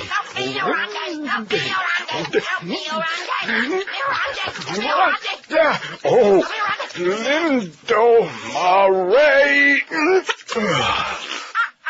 Look at that. I got it all over my wig. 157 at 560. We got Joe Rose, the world-famous Joe Rose, one of America's great citizens, standing by, filling in for the Mad Dog. Isn't he one of our very favorite people? An American beauty. I mean, he always was, but I mean, recently he stepped up several notches in the pecking order. Is he pecking on it? He's peckish. So what do you think of that poll for next Tuesday? Who is most jealous of, let me do it right. Yeah. Who is most jealous of and or obsessed with Neil Rogers? Excellent idea. Isn't that a good poll? Thanks, Suds. Suds is the one who inspired me for that. Now, here's the list I got so far, okay? Okay. Phil Hendrie, Mo Howard Davided, Joy Reynolds, Miss Drudge. Yeah. Isn't that a good list to get started with? Steve Kane. Oh, Steve Kane. Oh, excellent. And then we'll just leave it at that, because then some other people can fill some in next Tuesday. Well, do you have any idea what a tremendous weight? Well, I'm sure you do, because you had to do this. 3 days a week now, you got to be doing it. But coming up with a poll for like that far ahead? Right. Oh my God, it's like taking a gigantic weight. And then I got the one for Thursday about which performer, TV or movies will you absolutely go see. You see what I'm saying? Right. That one? Yeah. All right. I'm liking it a lot. 5670560, pound 560 on the AT&T line. Here's a call from Dania. Hello. Hello? Yes, sir. Oh, I didn't know it was me. I saw a clip on the Channel 7 News at noon about that Hillary Clinton walking out with that shoe for that guy. And right. As she put it down on the table in front of him, she said, I want you to know I made it had it made specially for you. It's a right wing tip. Oh, I wish I'd have seen that. Yeah, well, you may catch it on a news clip or something up there. Right. They may show it. And that guy that thought that Ann Coulter is hot looking, boy, that guy needs some Coke bottles for glasses or something. Yeah, this like guy. I got the name of a really great ophthalmologist in Time Rock. I'm going to give I him. saw her on a panel show, and her legs are so skinny. I was hoping she wouldn't cross them because they might break off or something. Yeah, she looks like about 40 pounds of crap on 2 toothpicks. Yeah. So, and one more thing, Neil. Don't retire. Okay. Okay. So, not at least for 3 years and 5 months or whatever, unless I croak first. Mo is pulling for that. He's hoping for me to croak. That would, you know how bad that is, how evil? That would be like my coming on here and saying that like I would dance on Mo's grave, you know? Yeah. How would you do such a thing? It would be bad. Would I do that? Yes. And not only would I do it, I can't wait. Let's have a contest to see who's going to die first. I think you're in one, aren't you? Oh, Whether yeah. you want to be or not. Of course, when you get to be like Mo in about 90, he's got a real head start. Bye. The Neil Rogers Show on 560 WQAM, Miami, Fort Lauderdale. Sports.